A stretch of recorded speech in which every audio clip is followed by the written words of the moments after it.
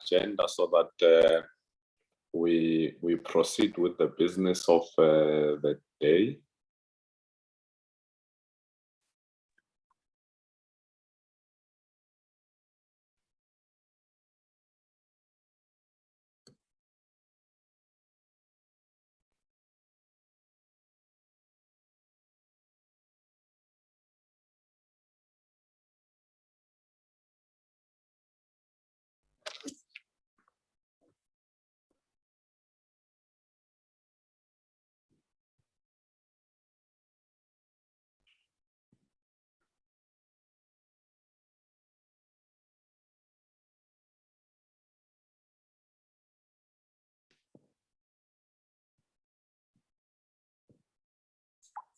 Okay, it's taking long. Is it network on my side or?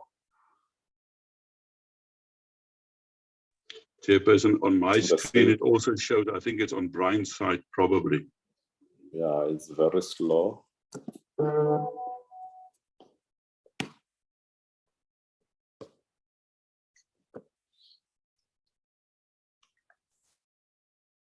Brian, can you try it again?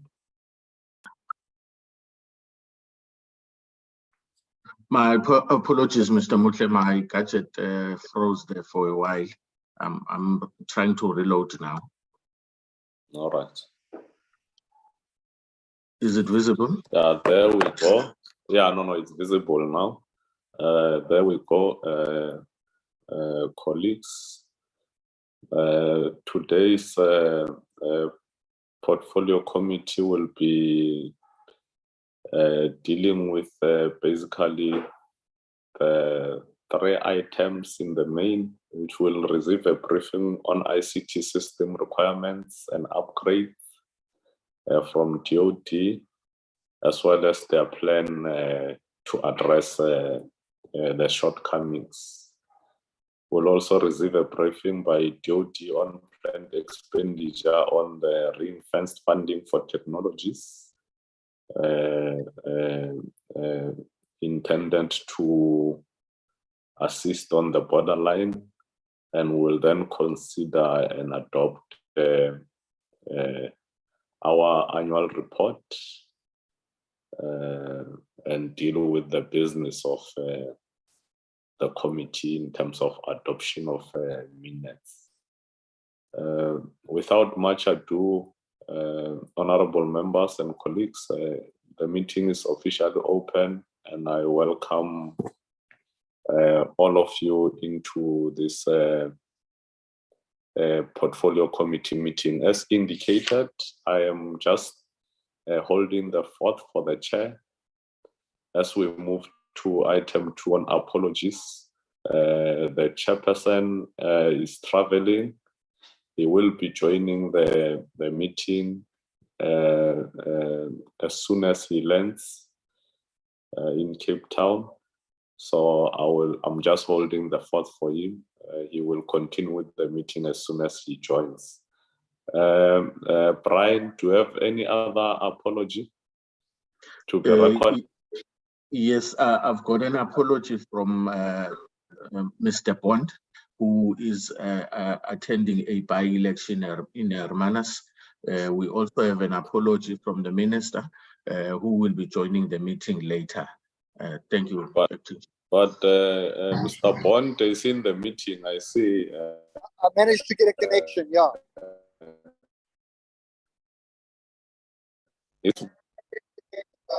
Honorable Motabo, I see your hand is up. Yes, thanks, Chairperson and colleagues. I've got an apology, Chair. I'll be leaving Polokwane in 30 minutes to Cape Town. Okay. So connectivity may be a challenge as I'll be flying. Thank you. All right, no, it's noted, that apology. Colleague, can we grant those apologies so that we can move to the next item? Apologies granted, Chair. All right, thank you very much. We're moving to the Third item, where we'll receive a briefing from DOD. I'm not sure if the Deputy Minister, the DM is in the meeting. Your opening remark, and maybe the team present in the meeting accompanying ministry for the purpose of these presentations.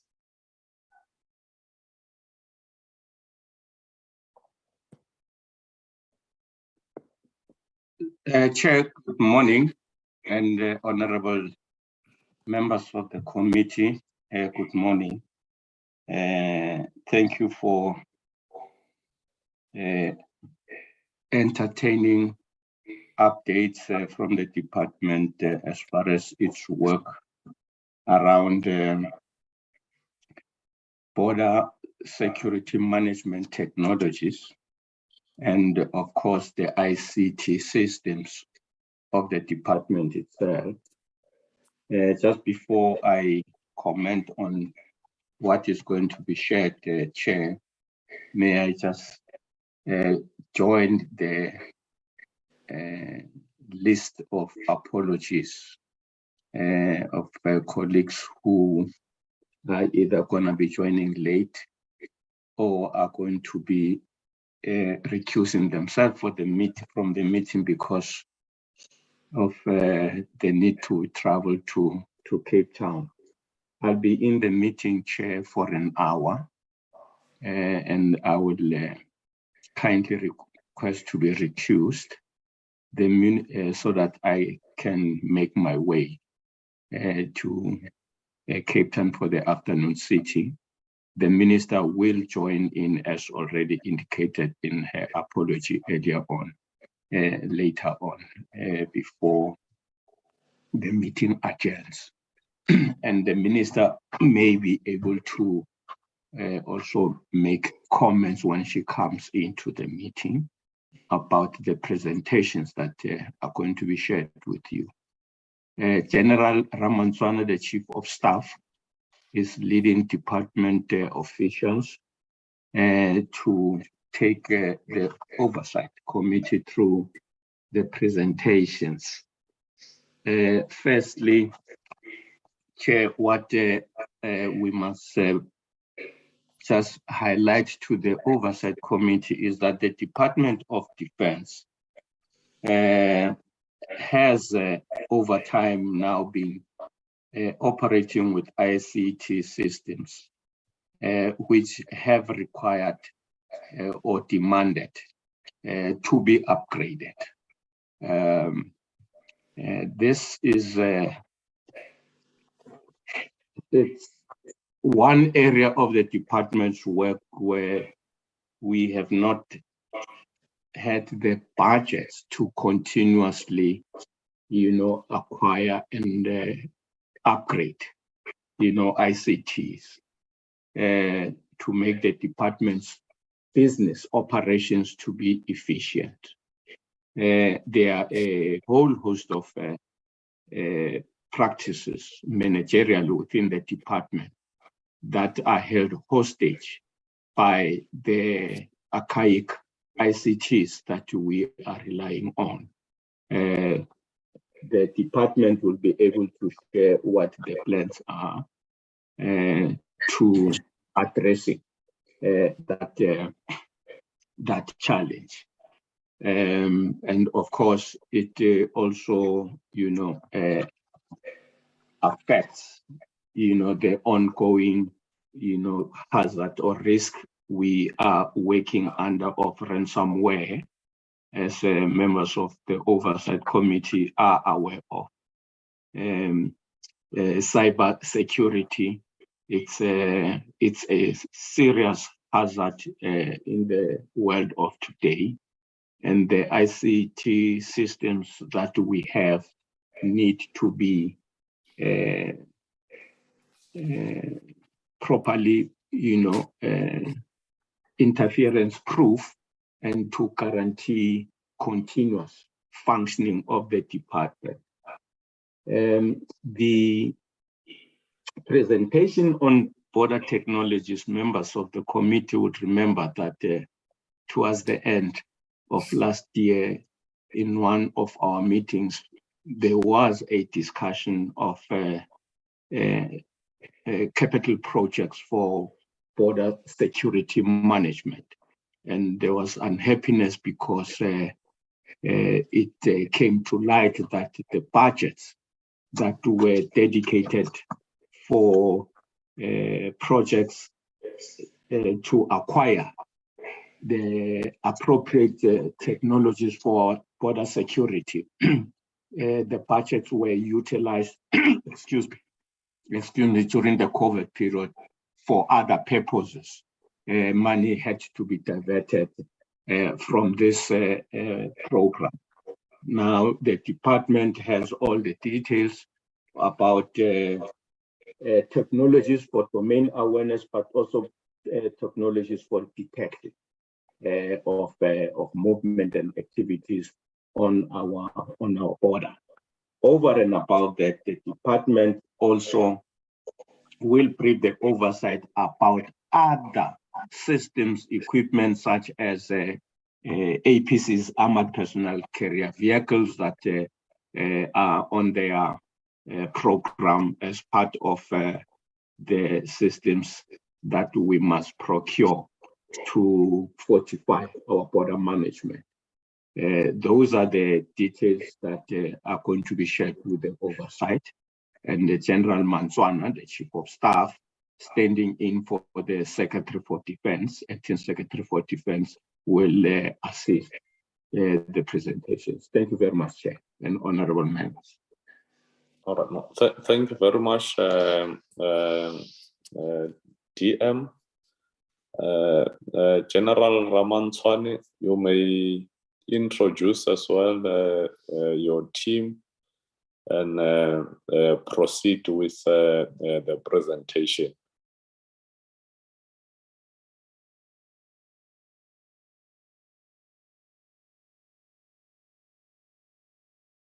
General Ramantswane.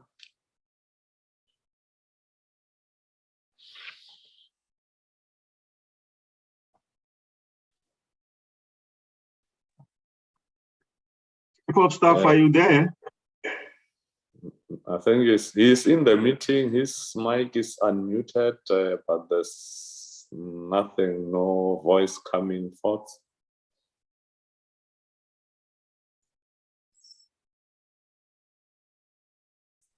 Can you hear me? Yes, we can hear you, Mr. Bond.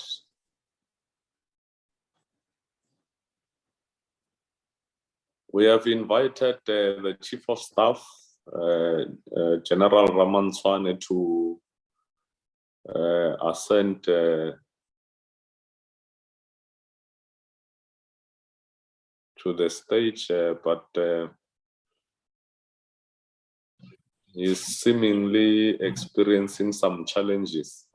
Chairperson, I'm just checking on my side, and there was 2 connections from the COS, Chief of Staff, but I don't see any of them now.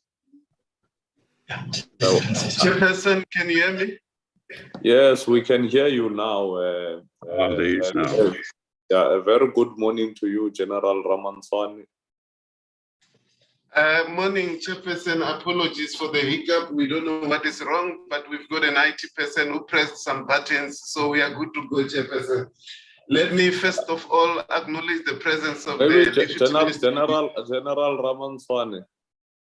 Maybe it's an indication that you are presenting on something that you are challenged on, the IT systems, and now you are being exposed. Chairperson, thank you very much. On a lighter note, you may proceed. Thank you, Chairperson. Once again, let me acknowledge the presence of the Deputy Minister and yourself, Chairperson, and all honorable members, and to say to everyone else, good morning, Chairperson.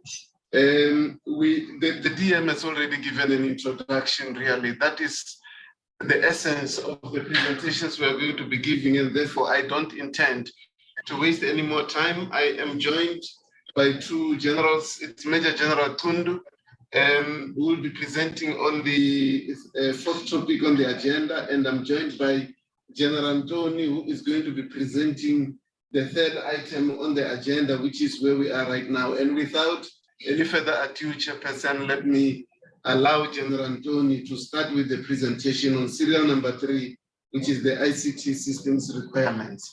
Thank you very much, Chairperson. All right, thank you very much, General Ramanswane. General Antoni, you may proceed with your presentation. Good morning, Chairperson and honorable members of the Oversight Committee. I must recognize the Deputy Minister of Defense as well as the generals that are in attendance. I'm Brigadier General Antoni from the Command and Management Information Systems Division of the Department of Defense, and I will be taking you through this presentation regarding ICT systems requirements and upgrade needs in the DoD, as well as the plans to address these shortcomings.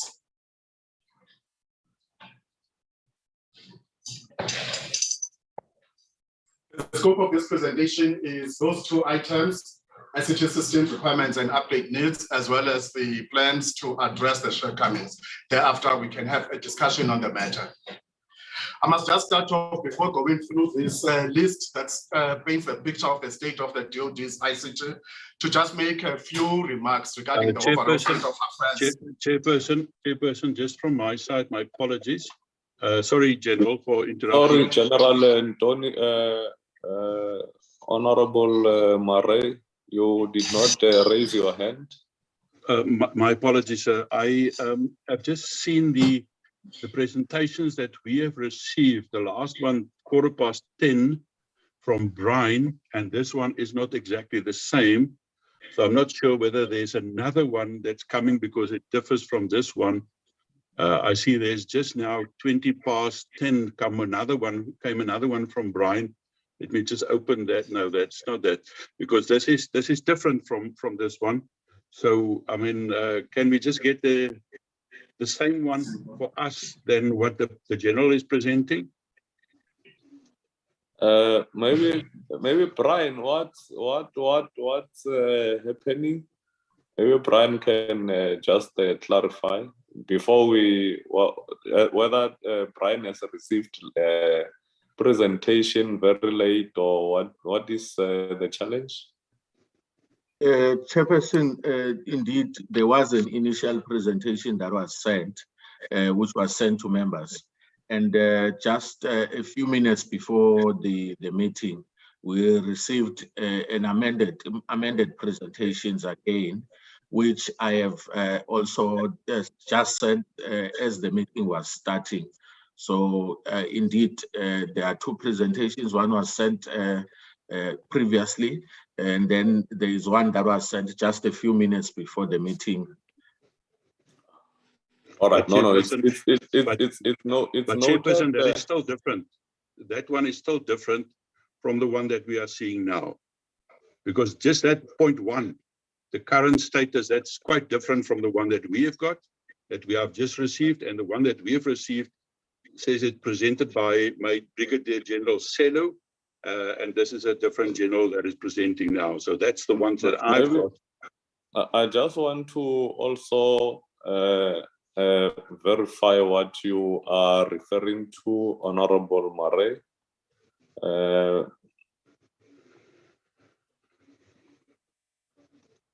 Yeah, but the presentation, maybe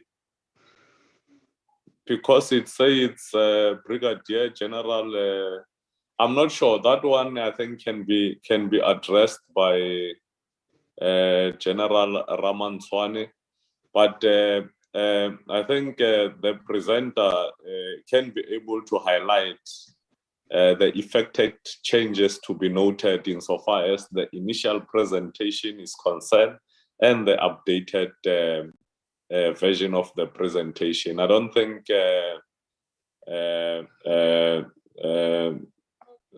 names of individuals presenting can really be a factor that can stop the us content. from proceeding. Yeah, the content is different. important, and hence I'm different. saying, can they then highlight the areas that they saw a need to improve, so that we are well abreast as to what is the different from the previous received presentation and the updated one. This whole So that page, we are this whole able, first page is different. yeah, they So I will don't know. update. Let's give them an opportunity to. But then they must just forward the correct one to us, please, sir. Because we cannot work like this. So you are saying the one that has been sent recently is equally different from Yes. is different from the one that is uploaded. Correct. Correct. Okay, maybe there's an error from their side. They can upload the latest distributed presentation and also highlight the improvements done on the presentation, and then we move from there. General Ramanswani. Chairperson, thank you very much. We have made, indeed, it is true, we made amendments. That was on Monday, and we requested, if an opportunity exists, that we can forward it. The feedback that we got was that we can forward it. So we forwarded on Monday, not today. And we are shocked. I mean, we are hearing that it was received some few minutes, but that was done already on Monday. And I think, therefore, then, Chairperson, I've spoken to the presenter to say that where there are changes, he needs to indicate. And as I've heard the Chairperson already mentioning that, and I really want to offer our apology on that. We thought that it was all dealt with on Monday. And we really want to say our apology, Chairperson, but we will indicate the differences where they do exist. And as Honorable Maria has requested, if the Secretariat have it and can email it to the Honorable members, please. Sorry for and apologies for the inconvenience. Thank you, sir.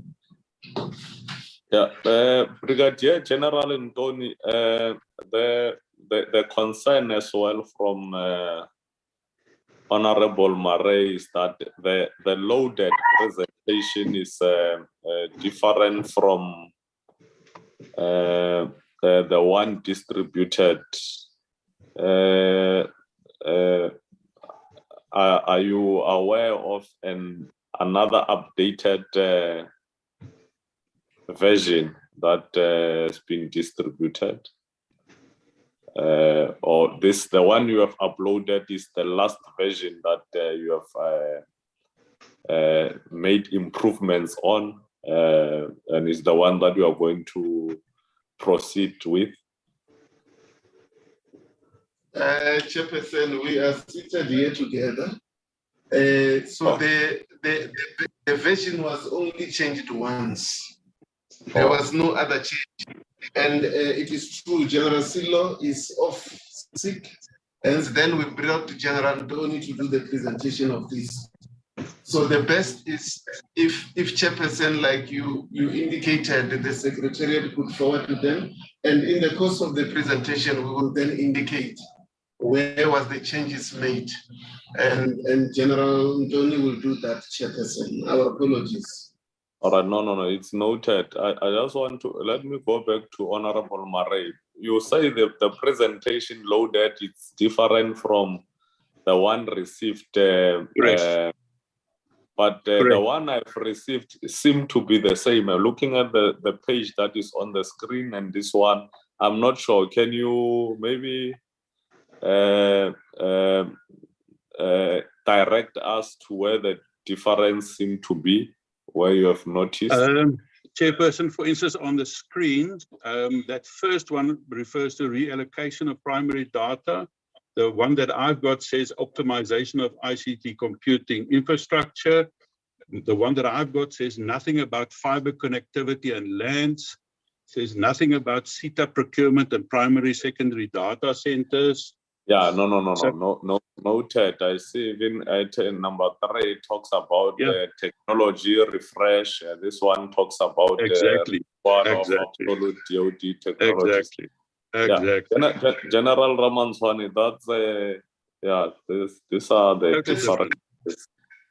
That's the first version. This one seemed to be the initial version that was distributed. Yes, Chairperson. It is the initial version. We have the initial version with us here, Chair. So it's not amended as it was said. So which one are we proceeding with, the initial one or the amended one? The one that's now shared on the screen, which is the amended one. That's not what we've got. Yeah, but can I check something? Brian. So Brian, it means the one distributed is the old version of the presentation, Brian. Yes, Chair. It seems, Chair, they resubmitted the initial document. Oh, yes. I'm in communication with the SecDev's office to request that they send us the amended version. So in a few minutes, I should be sending it through to members. Yeah. Okay. Yeah, General Ramanswani, this is a serious error. If they resubmitted the old version as opposed to submission of the updated presentation, but be that as it may, it might disadvantage members in terms of deliberation. I then suggest that if honorable members permits, because we already received an apology from General Ramanswani with regard to that error,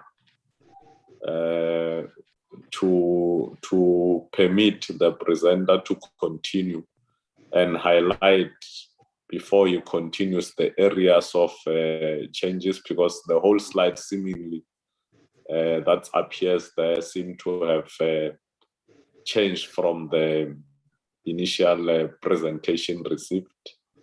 So yeah, if you can do that so that we are able to gauge the amount of changes effected against the initial presentation and then and take a decision. General Ndoni? If I may come in. Yes. If I may come in, Chair and honorable members. Yes, TM. Sincere apologies for this inconvenience, honorable members. I also have a presentation that is not aligned with what is flighted on our screen, but I can see where the differences are in the presentation between what is flighted and the document that I have.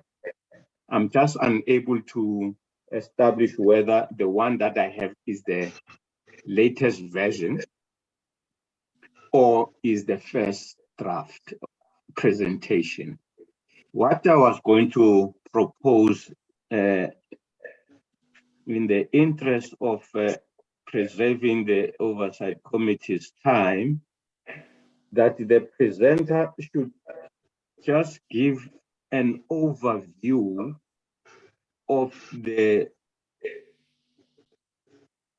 differences between the latest version, which is what he is presenting, I assume, from the version that was circulated broadly, so that we see how comfortable we are with the extent to which changes have been effected on the document that the honorable members have. And then we can make a decision.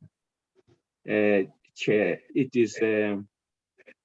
is my view that if the presenter can indicate what they have subsequently done to the document that was circulated, then the members will be able to indicate as to whether they will be able to cope with the information exchange when it unfolds.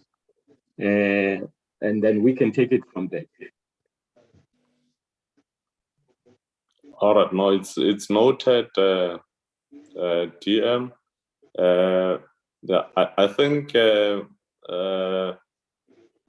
it's only fair that we grant General Ntoni, and in the interest of time, but maybe make an appeal on behalf of the committee to the department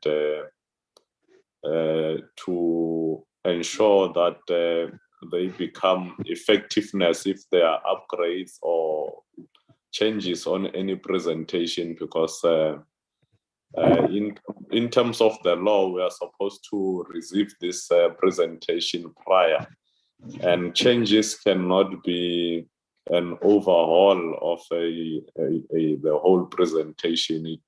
It really disadvantages members, and it's uncalled for a lack of a better word. But be that as it may, can we grant, in the interest of time, General Ntoni to highlight and proceed? Thank you, Chairperson. Let me start by clarifying the matter. I will go to this particular table that we are having now on slide 4.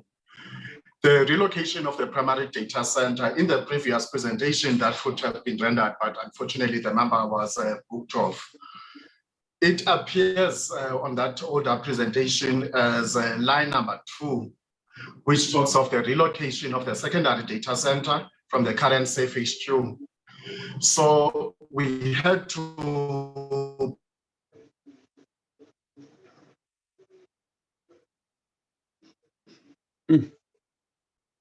lifted to the secondary site is the primary data center. So then you will see that the first point, and we moved it up in terms of the list because of its critical requirement, its urgency. So in essence, the information there, the slight change that is made there is simply that we are moving the primary data center to the same site, which is the RDC. The other changes that we have effected as well is regarding the optimization of ICT computing infrastructure. And when you talk of the data center, distributed data center, and the DR capability, you will see that in the old presentation, we also talk of the technology refresh, hardware and software. The members of the committee will notice that the technology refresh is actually the same as the optimization or the renewal of that computing infrastructure. So what we have done here is simply to pull it up to call the entire initiative the renewal of the computing infrastructure. And then we make the necessary direct statement so that the oversight committee can be aware of that. On line 4 of the previous presentation, meaning the optimization of military messaging handling system, we have also grouped that category because this is just one of the projects that we are doing. It is addressed under the replacement of legacy systems that the Department of Defense is having. So in essence, the chairperson is quite right in saying that, and the DM is also right in saying that there are no significant changes except repackaging. And we really apologize for this inconvenience. From our perspective, we thought that it had been shared already on Monday. We had shared it. But I can assure the committee that there are no significant changes whatsoever that have happened. And you will see as I go through that presentation, with your permission, Chairperson. Yeah, please proceed, sir. Chairperson, thank you. I just wanted to say that the defining characteristics of the Department of Defense ICT as we speak is that it has aged infrastructure as well as aged applications that we are using. These are bespoke applications that were developed, some of them more than 40 years old. And the infrastructure is also inherited from the times of old that was always rendered by the telecom environment. These applications, these legacy applications that we are referring to are interconnected by means of various interfaces. And as we move forward, the management of these interfaces becomes quite complex. Now, that is the one defining characteristic. And secondly, I just wish to state before I go to this list that the implications of having aged systems on the Department of Defense infrastructure is not only from the security perspective, that we might not be able to do the necessary patch management and version management to protect against cyber attacks. But it actually means that there is also, in terms of the business of the Department of Defense, the interoperability regarding the current and emerging technologies might not be there. Thirdly, we must state that the Department of Defense is very much dependent on the SITA, the State Information Technology Agency, especially for system administration and the procurement processes that the Department of Defense is doing. This is an essential point to consider, especially when we talk about our vision to have a Department of Defense that is operationally autonomous, that is self-sufficient, to be able to make meaningful defenses where it is asked to act.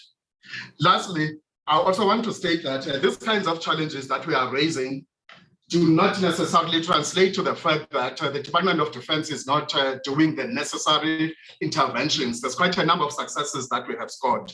And I'm sure that the Oversight Committee will be quite pleased with some of the progress that we have made. Therefore, without any further ado, and I will be touching on both of these points. As we go forward, let me start with the first item there, that is the relocation of the primary data center from Blenny at Dakar Road in Pretoria Central to an alternative site. That alternative site being the RDC building at 7 Medical Battalion Group at Littleton. We are moving this primary data center because, as I have stated earlier on, both the secondary data center and the primary data center are co-located. They are adjacent to each other. This exposes the Department of Defense to quite a number of issues, especially in terms of business continuity and disaster recovery. If there should be an earthquake or whatever disruptions, electricity disruptions and so forth, it actually would mean that both data centers would be affected. Therefore, the Department of Defense had to move one of these data centers, being the primary data center, to another alternative site. What I want to update in terms of that project is that we have established the fiber connectivity between the new site and the old site in Pretoria Central, the new site being the RDC building at 7 Med Battalion Group at Littleton. And secondly, the SITA has also concluded its contracting for the forklifting of this equipment. We have got mainframes and the HCI hyperconverged infrastructure equipment, as well as the switching equipment that needs to be lifted from the old site to the new site. That contract has been concluded. Within the first quarter of 23-24, this particular project will have concluded, and therefore we will have minimized or mitigated against this co-location of these two sites. This is of serious strategic consequence in terms of giving the Department of Defense its ability to do business continuity and disaster recovery. The next point, still within these data centers, which is line number 2, is the renewal of the computing infrastructure that we are talking about. Now, the individual components within these data centers also needed to be upgraded, as they were old.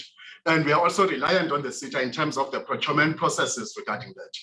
We can confirm to the Oversight Committee that by July, we had started the procurement processes already in this past financial year. in July, the delivery of the rest of this equipment, particularly this is a storage infrastructure called the ECLONs and data domains. They will be delivered then through the SITA process by July of 2023. We are also moving with speed regarding that, and it is going to stabilize this core infrastructure of the Department of Defense. The third line talks to the renewal of obsolete DoD telecommunications infrastructure. The members of the Oversight Committee will recall that the Department of Defense inherited telecom infrastructure previously.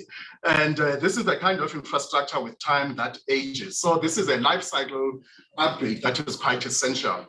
What we have also done from the Department of Defense point of view is to also inject some level of sovereignty and operational autonomy by rolling out the National Telecommunication Backbone Infrastructure. The National Telecommunication Backbone Infrastructure Program is the rollout of microwave systems that link the different military bases in the country together. We have got quite a number of successes regarding this, including quite a number of critical bases in the Free State, in KZN, in Limpopo, and in Gauteng, as well as in Mpumalanga. The further rollout will still take place as soon as we complete the solution designs that we are developing in this particular calendar year 23. And we are doing this procurement process also through the Defense Material Division, as well as the ARMSCO, to provide the necessary systems engineering capacity in terms of the solution designs and implementation. On line 4, this is the optimization of the Integrated Communication Enablement Network. We call it the ICNET network. The Integrated Communications Enablement Network provides a secure email service to the Department of Defense. This is now interfacing. I must state that to the members of the Oversight Committee, that the rest of the Department of Defense networks are isolated and not connected to the internet.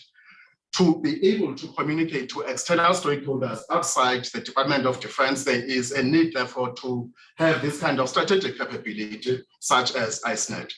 Now, its computing infrastructure, such as its servers and operating systems, needed to be upgraded. So we have renewed this. At this point, we need to enhance its business continuity and disaster recovery. By that, we mean the various sites, the core infrastructure of ICNET, we must be able to replicate in a different site that cannot be affected should there be disasters or disruptions in terms of this network. The next slide, members of the committee.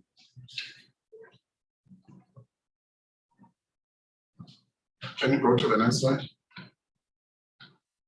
The next slide, thank you, is the establishment of a secondary satellite earth station to provide redundancy and business continuity to the existing capability. Currently, the Department of Defense, especially for its external operations all the way up to the DRC, for example, is dependent on one satellite earth station that is deployed to the north of Pretoria. The crux of the matter is that should there be any disasters around that particular earth station and those capabilities fail, the Department of Defense might not have another capability to be able to resume business. So it is necessary for the Department of Defense, in order to meet the national priorities in terms of defense and stabilizing SADC, the Southern African Development Community area, as well as the African continent, that a second satellite earth station be established to provide the necessary redundancy to this one that we already have.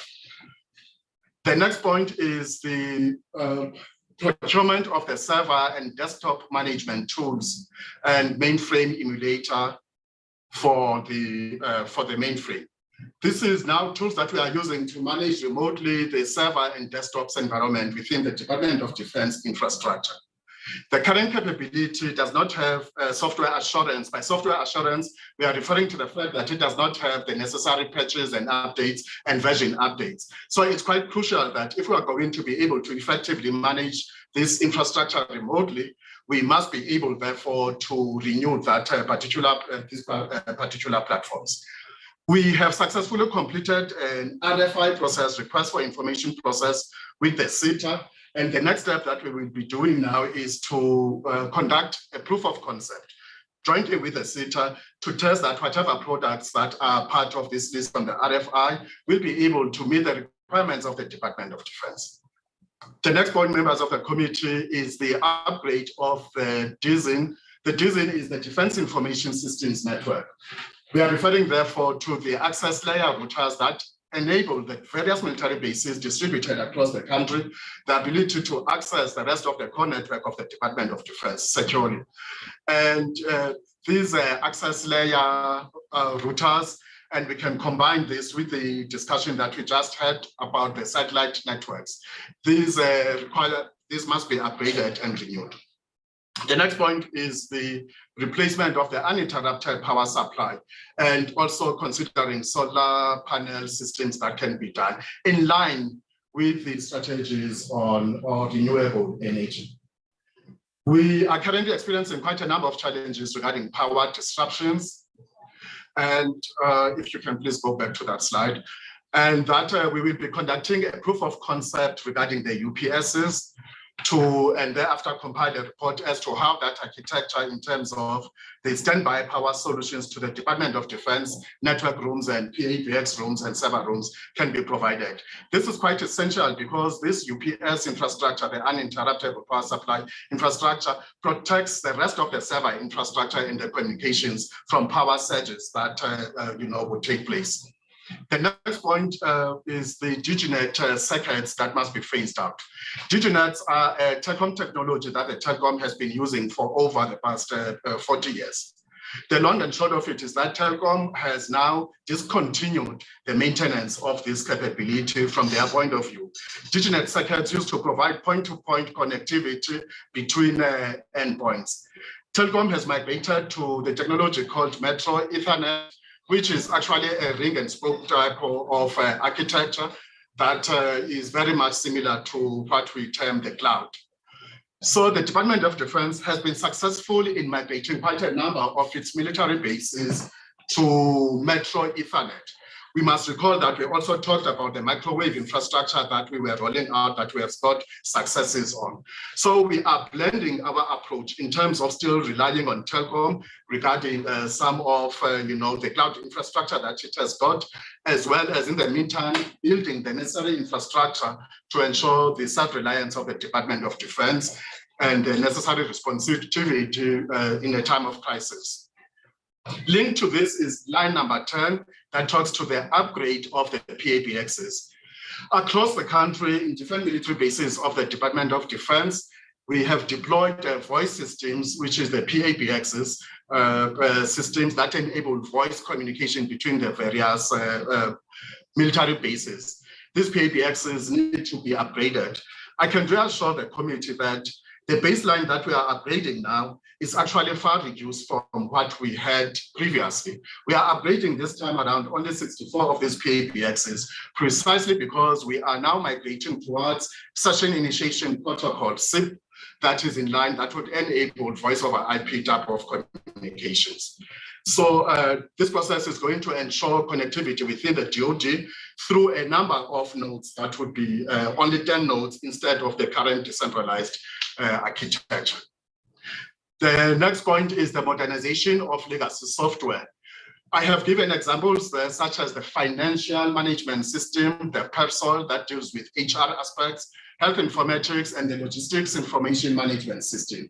This is where that category of the military messaging systems and the rest of the applications that have been listed in the previous presentation also comes in. We have pulled this up. The primary intervention that is quite important here is that we need to renew the entire baseline of the legacy software that the Department of Defense is selling. This is due to the fact that the current baseline has reduced sustainability and maintainability. And therefore, going forward, if we are to guarantee its availability and therefore the continuity in DoD operations, we need to have this capability renewed as a matter of urgency. I must just highlight here that we also have a limited enterprise architecture and enterprise resource planning system solution development expertise. And I take note that the CETA also has got serious limitations in terms of the capacity in this regard. When we modernize legacy systems, you need a very crucial input from enterprise architecture as well as the software engineering space. And these are the kinds of capabilities that are a precondition to plan in detail the delivery of these modernization processes. We will still deal with this as we go on through this project. The next point, number 12 of this slide, is the single logistics management information system. As part of those legacy software or applications that I was referring to, currently the Department of Defense, through its historical evolution, had to develop a number of logistics systems to meet the requirements, the operational requirements of its services and divisions, such as Army, Air Force, and so forth.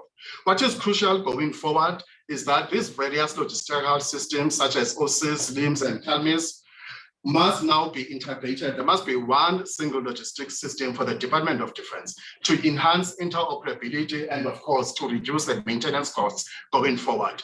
This requirement is on project study phase, and I must confirm to the committee that it also requires, as the committee will know, enterprise architecture resources as well as the ERP, enterprise resource planning system expertise.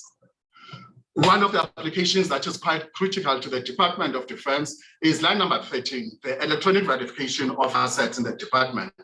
We take note that there's quite a number of challenges regarding asset management, and it is in our view that once we automate the asset management processes through this electronic verification of assets, we might be able to deal with quite a number of the current weaknesses that we have in asset management.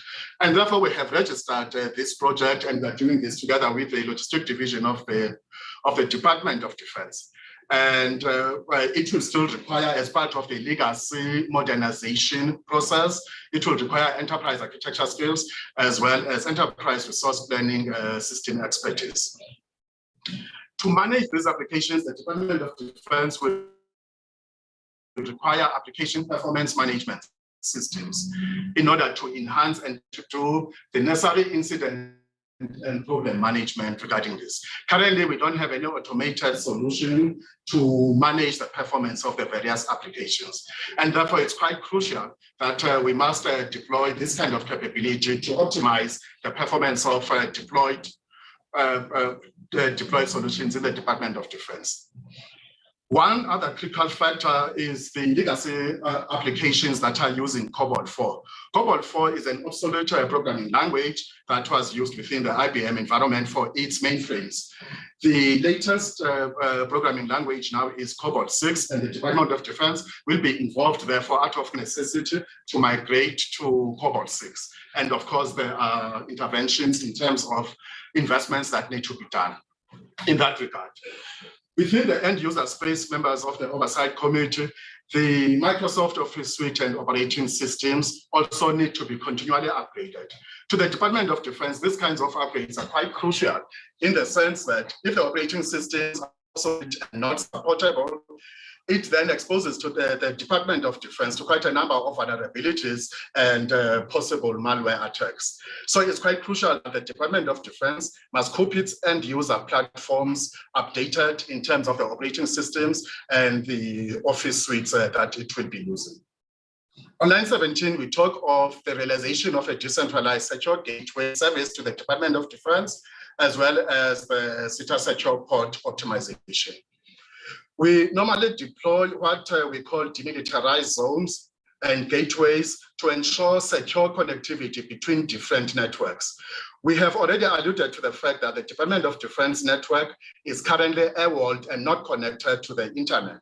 There's also a requirement that the Department of Defense network should be able to connect to various government departments and other identified external stakeholders to be able to seamlessly exchange data. On that basis, therefore, the Department of Defense needs to invest on this DMZ, or secure gateway and secure port optimizations that we are talking about. We have implemented a proof of concept, and this has been successful. And the way forward now is the implementation of these secure gateways and the secure port. The next point here is the establishment of the Integrated Network and Security Operations Center.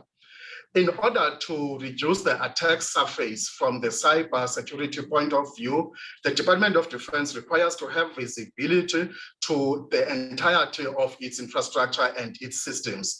Currently, we do have network operations centers and security operations centers that are, however, isolated and decentralized. This initiative is to optimize on that and to create a corporate network operations and security operations center for the Department of Defense in order that we can have one common operating picture regarding security availability and capacity management of the DoD infrastructure. Having said that, Chairperson, you can see that there's got a number of initiatives that the Department of Defense has been doing. I must just touch on two critical issues that I had promised that I will touch on. The first one is that regarding security, which I understand would be the concern of the members of the Oversight Committee. The security mechanisms that are in place for the security of the Defense Information Systems network are the fact that the network is isolated from the internet. Most of cyber threats come from the internet environment. And secondly, that the Department of Defense has deployed layers of virtual private network and encryption solutions to protect its isolated network. Thirdly, we have a variety of anti-malware systems that are deployed within the Department of Defense to protect it from the replication of malware that is put in through USBs or whatever type of access technologies can be used. Thirdly, on the DoD core network, especially on the mainframe, we have implemented enterprise data protection capabilities. That is also to encrypt and to protect the data of the Department of Defense. And of course, the members of the committee will take note of the very first intervention that we alluded to, which is the relocation of the primary data center. This is to enable the necessary business continuity. Should one site be attacked or be under some kind of natural disaster, we should be able to resume our operations seamlessly in another site. So that is the arsenal of tools that we are using at the Department of Defense to mitigate against the known security and business continuity vulnerabilities that are there. I must touch on the small victories as well. We have listed there all the interventions that we are doing in partnership with the SETA, and this last slide then will make sense once I have articulated this point. The national telecommunication backbone infrastructure that we have rolled out in all the provinces that we have mentioned is really a very big success for the Department of Defense. And there is potential that that same kind of infrastructure will give us the necessary resilience should there be disruptions on telecom networks, or in quite a number of cases, the telecom does not have infrastructure in certain far away military bases. That is the kind of network that we have been able to successfully roll out. However, we are not done with the entire country. We will have to continue with that project. The second point is we have been able to successfully upgrade the mainframe. And I have also alluded to this earlier during the presentation. The crux of the matter is this: as this financial year closes, we have been able to upgrade the current Z13 mainframe to Z16, which has got cybersecurity capabilities embedded in it. The Department of Defense also has rolled out the hyper-converged infrastructure capability, which is the basis on which a defense cloud can be established. Currently, all military bases connect to this HCI, hyper-converged infrastructure in the corporate data centers, and hence the essentiality of the project that I was referring to about the relocation of the data center to an alternative site that is far away from the other site. The Department of Defense has also been training its own people to be able to maintain some of these systems. Currently, like I have stated, we are very much dependent on the SETA, and therefore there was a need that on the operational level side of things, up to intermediate level of maintenance, the Department of Defense must start growing its own chamber regarding this. We have been successful in this regard, and we are partnering with the SETA in order to empower our people to run with this infrastructure management and software management. The Department of Defense has installed the fiber infrastructure that I referred to between the critical data centers that are in its corporate network. We have got potential here as well to, as we go forward and capacitate this network infrastructure, as well as the computing infrastructure, to also assist when needed, even the rest of the government departments. But this is very much dependent on investments on this infrastructure and capacitating it accordingly. So those are the small victories, and therefore we must conclude by saying that at the strategic level, the most crucial intervention would be the resourcing in terms of funding and HR, the skills, the funding of the Integrated Defense Enterprise System, which we call IDES, for the renewal of the infrastructure applications and business intelligence. That deals, that would require skills such as enterprise architecture and software engineers. We need to acquire the necessary software and applications for modern enterprise resource planning systems. We need to reverse engineer and optimize the current existing platforms. Our view is that we are not going to throw them out the window. We must still reverse engineer them, and this would be our redundancy. We must always have another foot on the ground. The next intervention that will be realized within the MTSF is the establishment of a DoD joint ICT academy that the Department of Defense is enabled to grow its own timber. We must have the necessary skills within the Department of Defense to manage its infrastructure with limited dependency to external stakeholders in order to enhance the operational autonomy.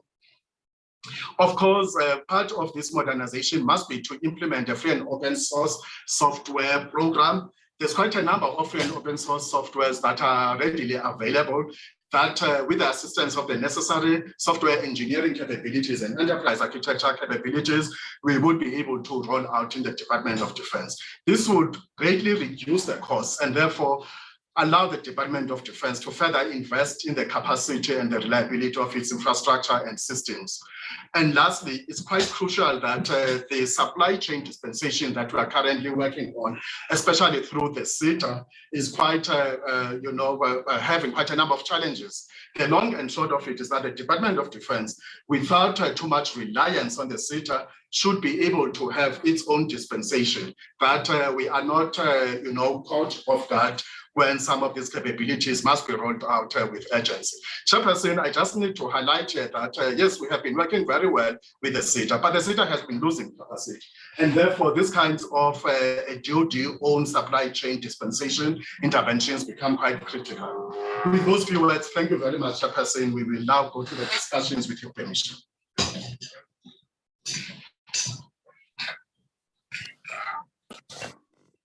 Okay. Thank you very much, Brigadier General Ntoni, for the presentation. I want to check with honorable members because the next item is also on IT, whether we go to the next item, have a package discussion on the two, or we engage this one and move to the next one.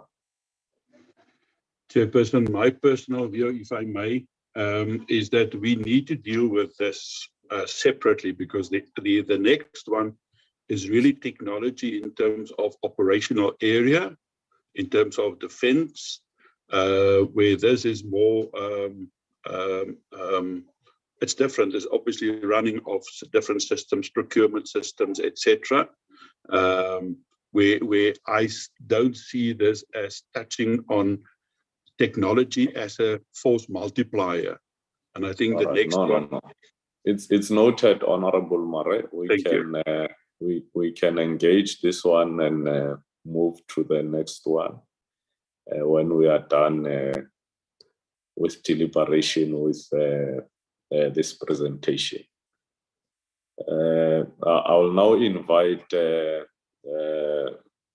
honorable members to raise their hands on the platform so that I can recognize them for the purposes of discussions on this item. I see your hand is up, Honorable Mare. Thank you very much, Chair. Thank you very much for the presentation.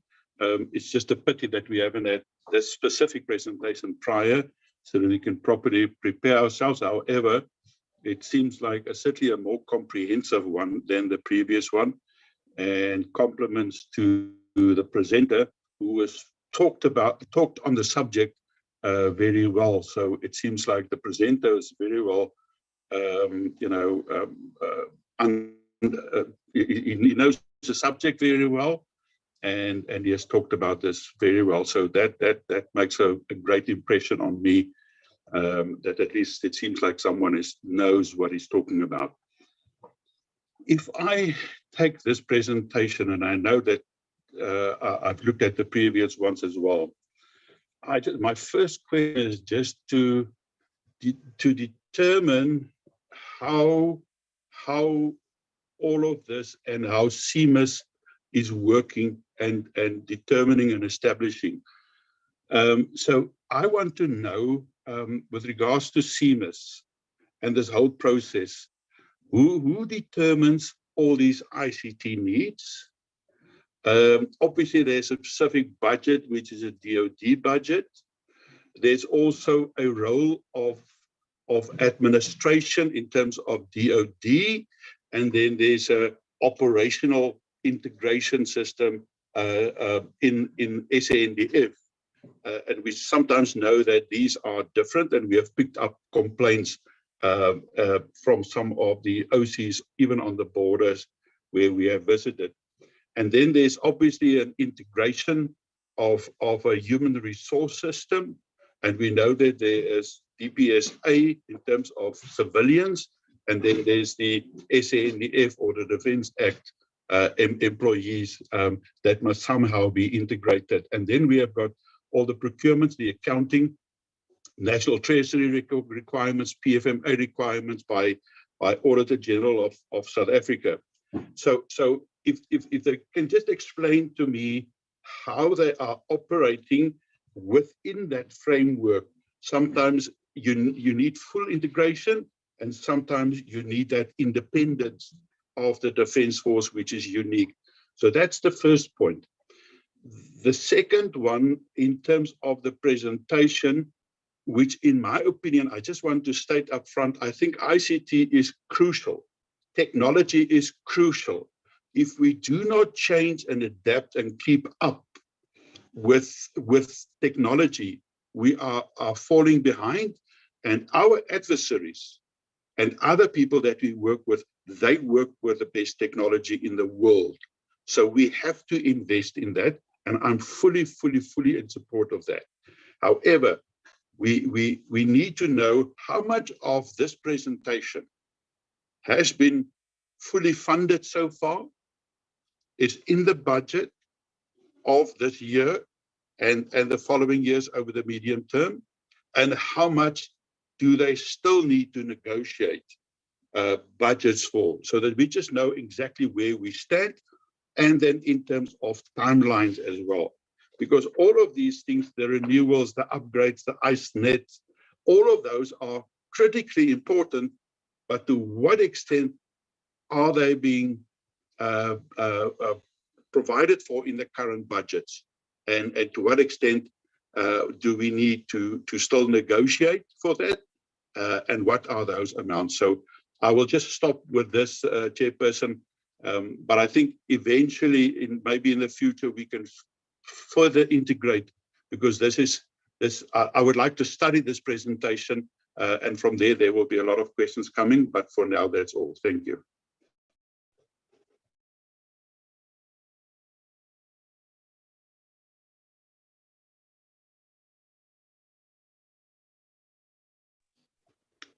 Chairperson?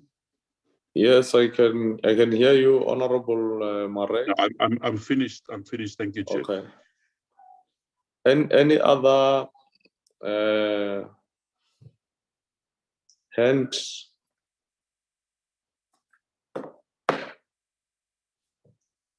Any other hand, honorable members? Okay, it's fine. I'll hand over to General Ntoni to respond. Thank you, Chairperson, and thank you for the question from the honorable member. and the support that he is pledging regarding this. We quite appreciate this. The first question was, how do we arrive at these requirements?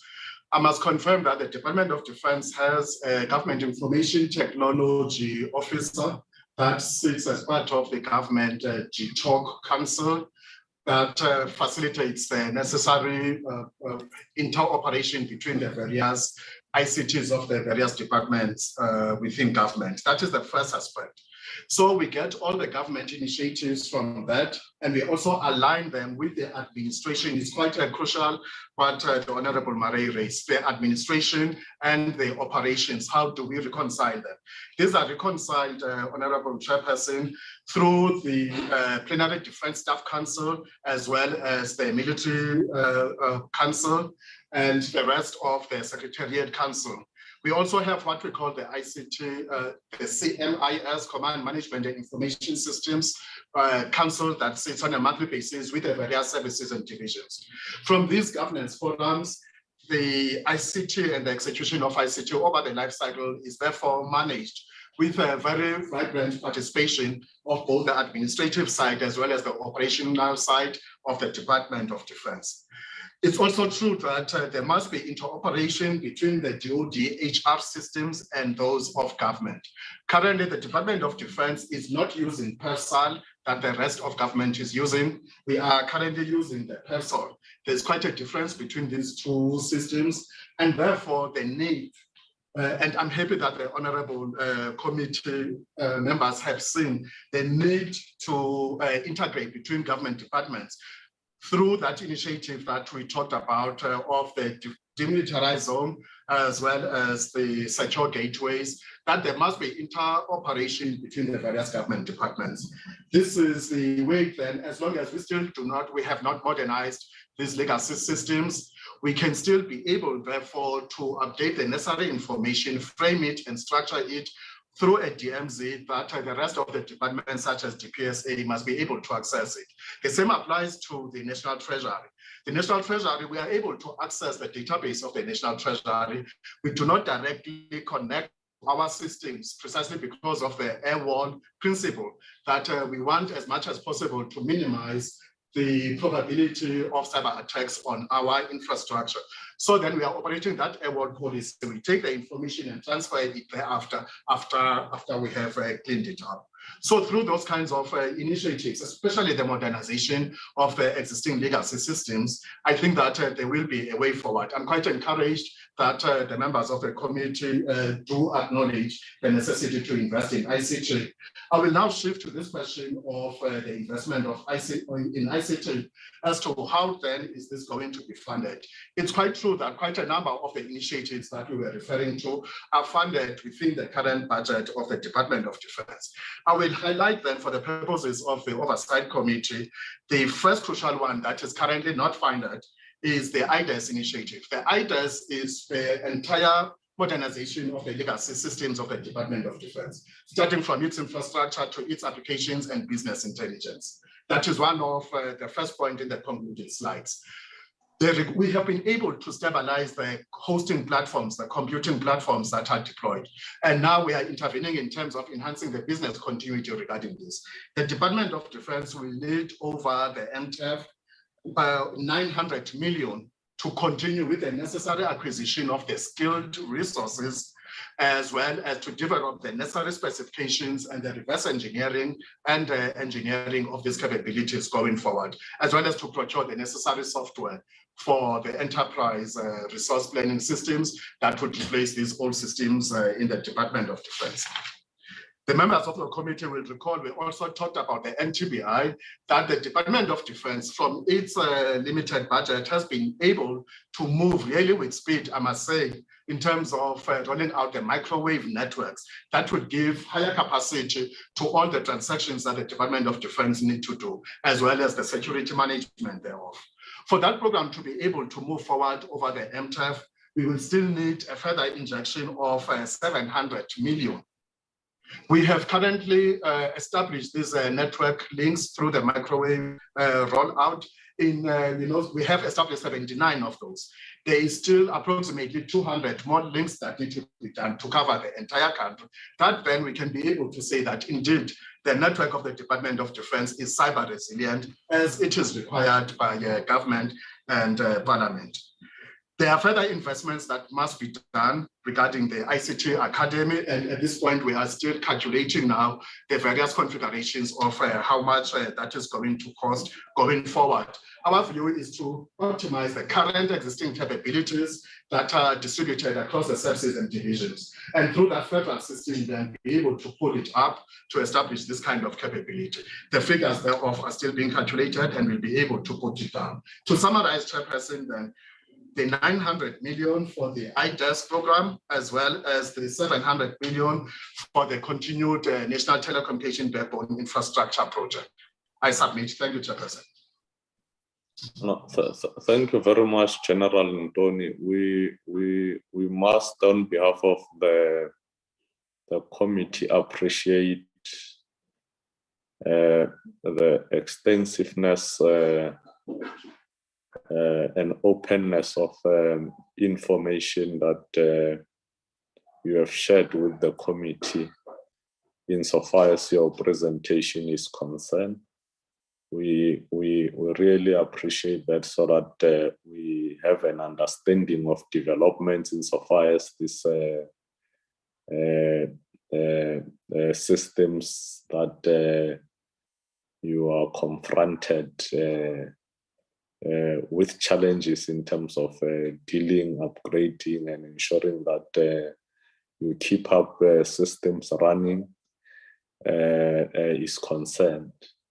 Most importantly, because there's still much that needs to be invested, as indicated, and there's still much that needs to be done to ensure that the department in its totality is at the level where it's able to, with confidence, say, in terms of technology, it has reached a level where it's able to say it has closed all the gap. For an example, you look at what the AG always raises with the department.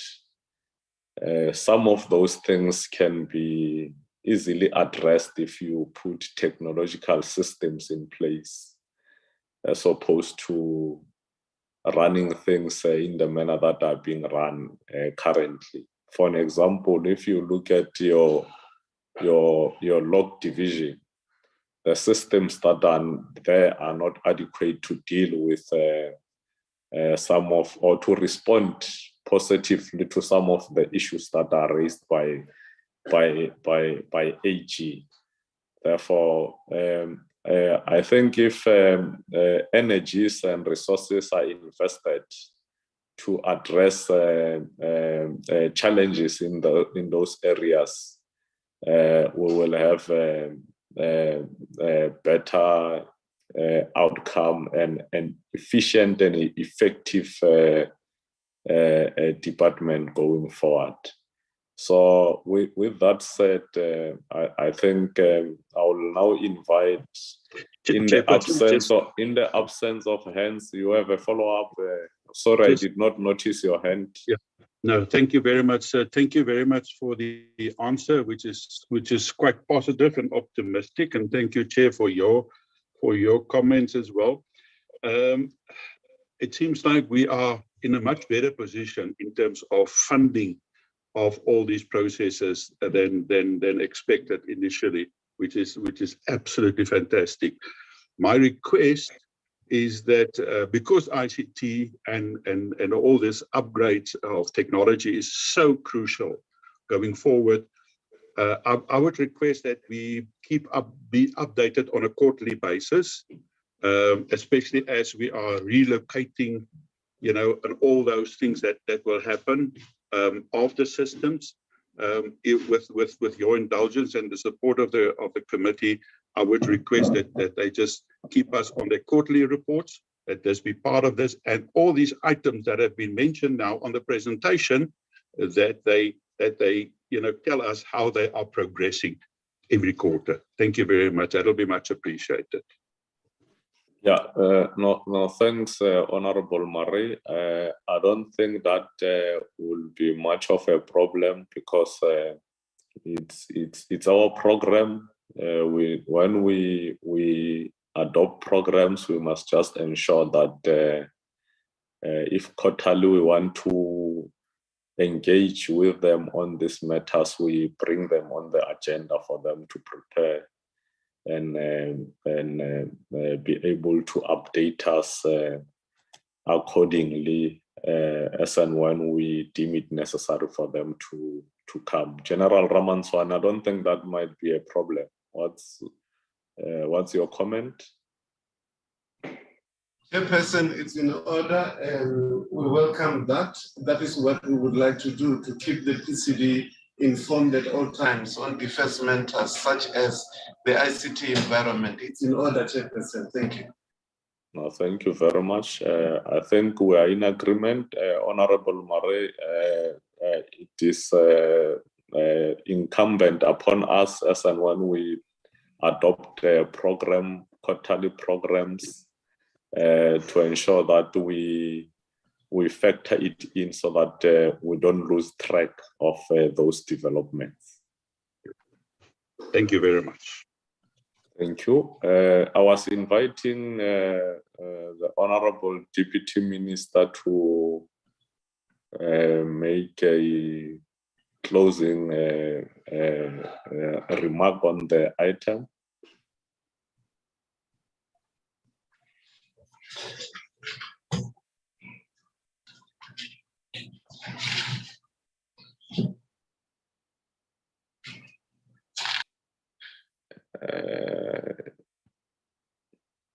No, he's no longer in the meeting.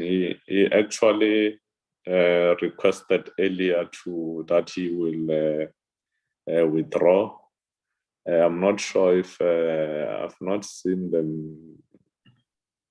minister. They indicated that she might join. She's not in the meeting. Okay, we are proceeding, honorable members and colleagues. Let me, before we move to the next item, take this opportunity to thank Brigadier General Ntoni for the presentation, well drafted and well articulated and presented. Thank you very much, sir, for your efforts and availing yourself to come and brief the committee. We are now moving to the next item, and the next item is on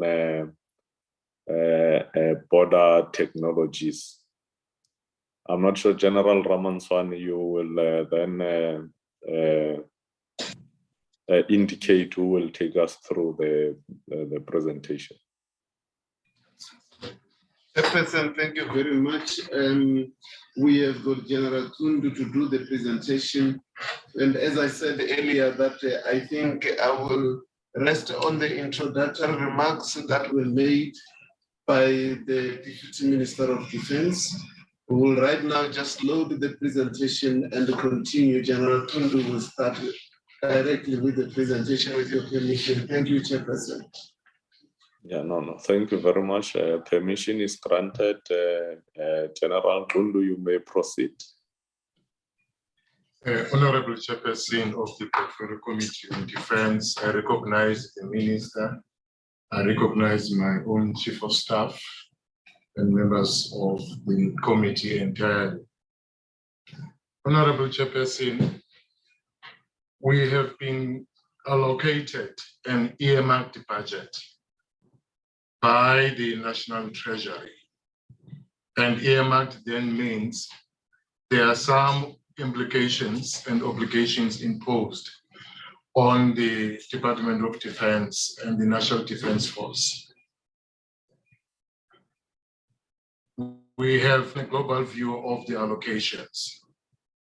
The allocations are not confined to the border safeguarding environment, particularly on vehicles, as well as technology sensors. But the earmarked allocation is also on the medium aircraft to the Air Force, the refit of the vessels and the submarines to the Navy, some money given to reallocated from committed over time to the procurement or purchasing of ambulances and certain deployable medical equipment, as well as to the SA Army in respect of border safeguarding. So we took that global view and decided to give a comprehensive presentation to the portfolio committee, whilst we'll pay the particular needed emphasis on the border safeguarding plan. With that being said, Honorable Chairperson, let me continue with my presentation.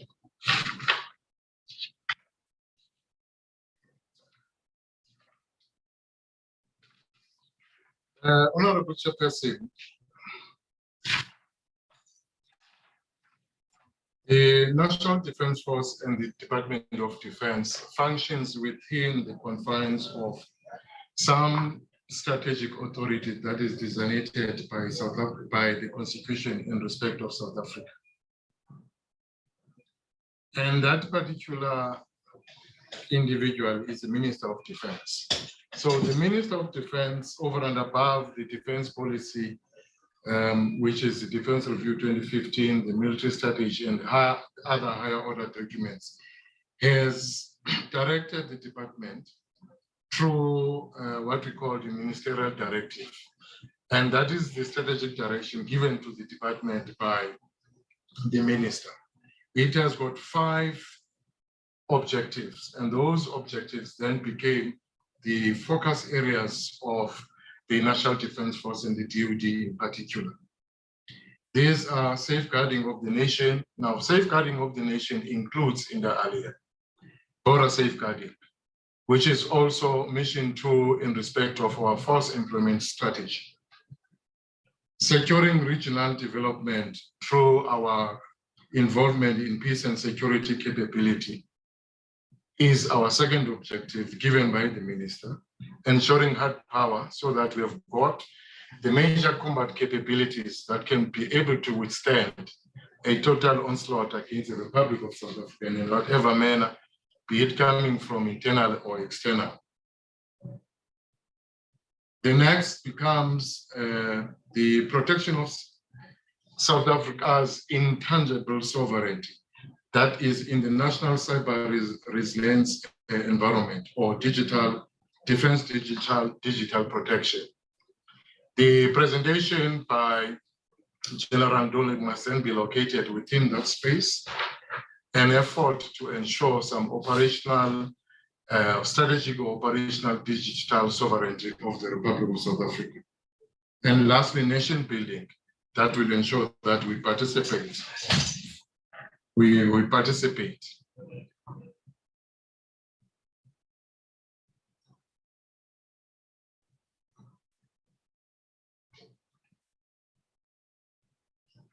Yeah, that we participate. Sorry, I was just navigating myself on the slides. Now, participate in the developmental agenda of the Republic of South Africa. The next slide, Honorable Chairperson, links the allocation given by National Treasury earmarked to the different programs and domains of power within the National Defence Force and the DoD so that we can put the allocation into context. The first one is on border safeguarding, mission 2, or the first ministerial strategic objective. That means we've been given on the next financial year 24-25, assuming that we have started 23-24, and then 25, 26, 500 million on vehicles in the landward borderline, and then 200 million for technology sensors.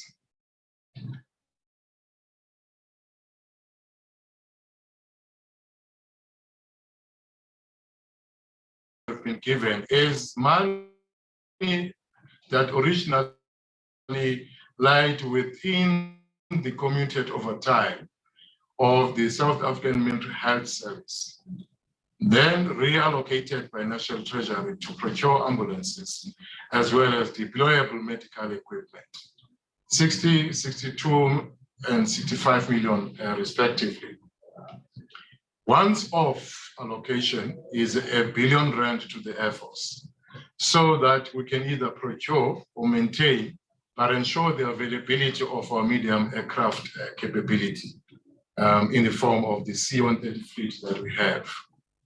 And the last one is an allocation over the medium term amounting to 1.4 billion to our SA Navy in respect of funding the refit program of our subsurface and surface warfare capabilities, the submarines and the frigates. Next.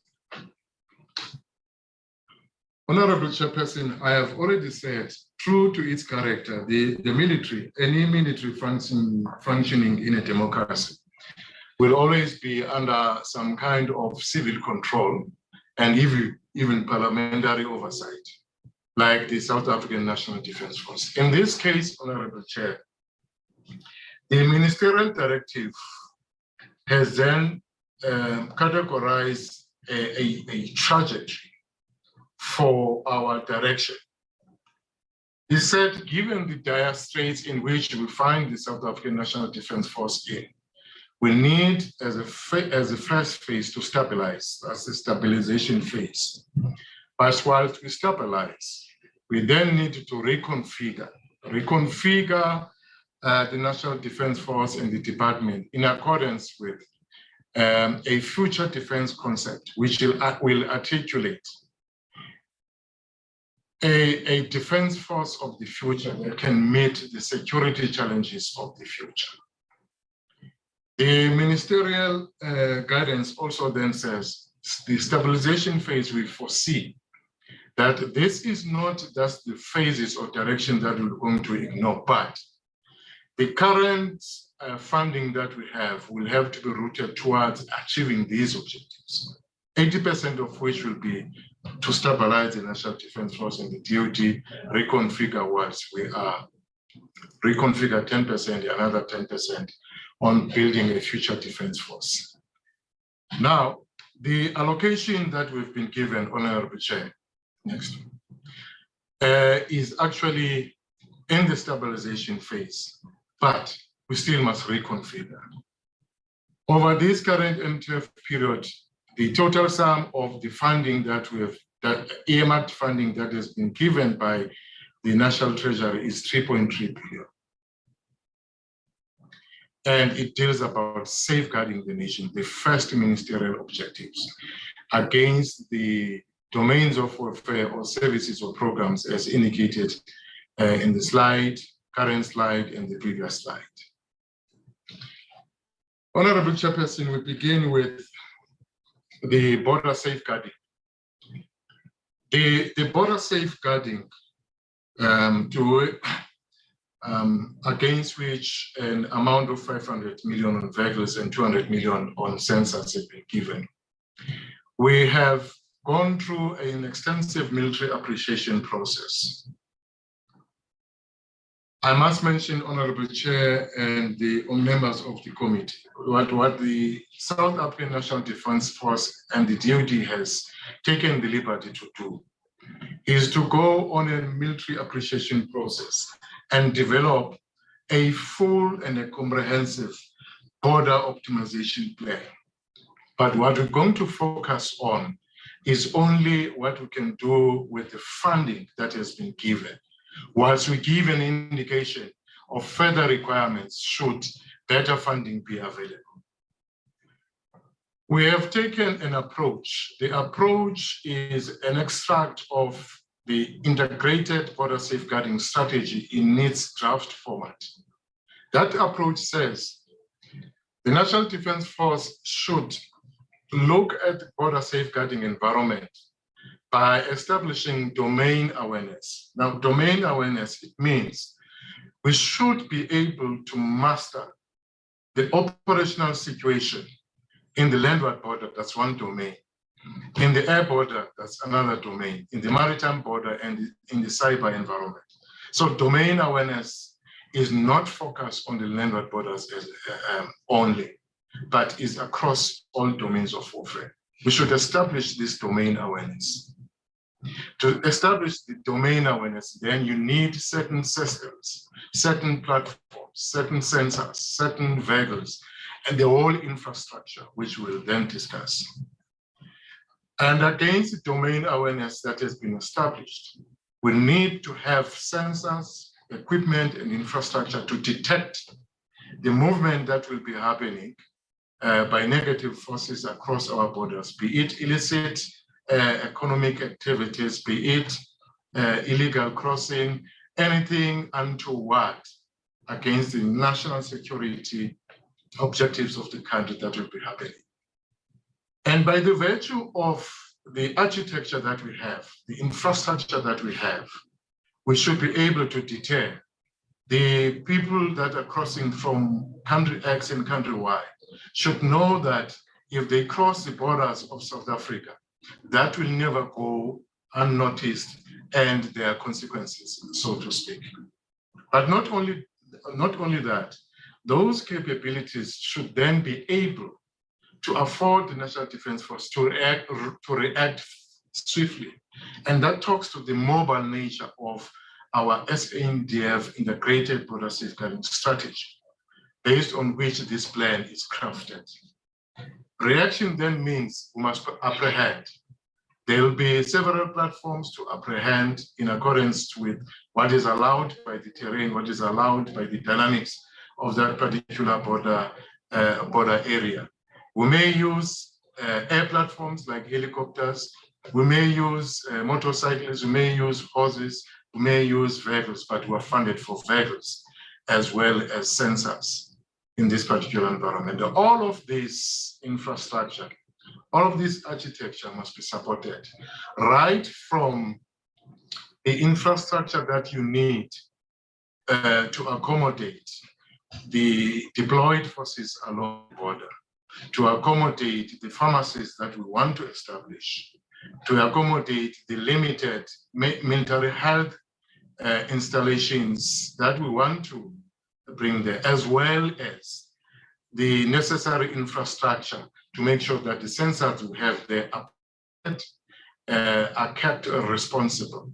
And that will be, Honorable Chairperson and members of the committee, the approach that then governs the development of this plan. Next. The next, then, honorable members, is a plan by the SA Army with regard to border safeguarding. Particularly, we'll start with the vehicles and then go to technology sensors. With regard to vehicles, next. With regard to vehicles, honorable members, you will recall that currently we have got what is called the mobility packages or troop packs. The troop packs being those Toyota vehicles that we have, very much unsuitable for most of the terrain areas in which our forces are deployed in the borderline. But it was a stopgap measure. With the funding that we've been given by the National Treasury, then it affords us the opportunity to then approach this and provide the most suitable vehicle. What it means is that we must replace the current troop packs and obtain the armored personnel carriers that are suitable for the terrain. In total, to replace, honorable members of the committee, to replace or to provide vehicles for the entire 15 companies that we have will be 5.9 billion. Whilst we appreciate that we are funded for 500 million, but funding such a huge and important function can never be a once-off. Before this meeting, we had National Treasury at Defense Headquarters. We discussed with them, we presented the same plan, they've accepted the plan. What they have undertaken to do is that let's not understand the 500 million and the 200 million. Let me correct myself, the 200 million as a once-off. Beyond this financial year, which is 24-25, where we are allocated, there will be a build-up from the 200 million to the next medium-term expenditure framework, and that one, obviously dictated upon the availability of fiscal resources. But that is the intention of National Treasury, and we uploaded them for that. Next. In terms of how do we do that, honorable members? Around December, we received the indicative or preliminary earmarked allocation in November, towards the end of November. Beginning of December, the request for information went out by the SA Army, and then there were responses that they received, which gave them some kind of an indicative cost for the vehicles per unit. Those indicative costs went from 6 million, the cheapest, and the most expensive was 18 million. And therefore, we based our planning based on those costing that we have achieved, or sorry, we have obtained.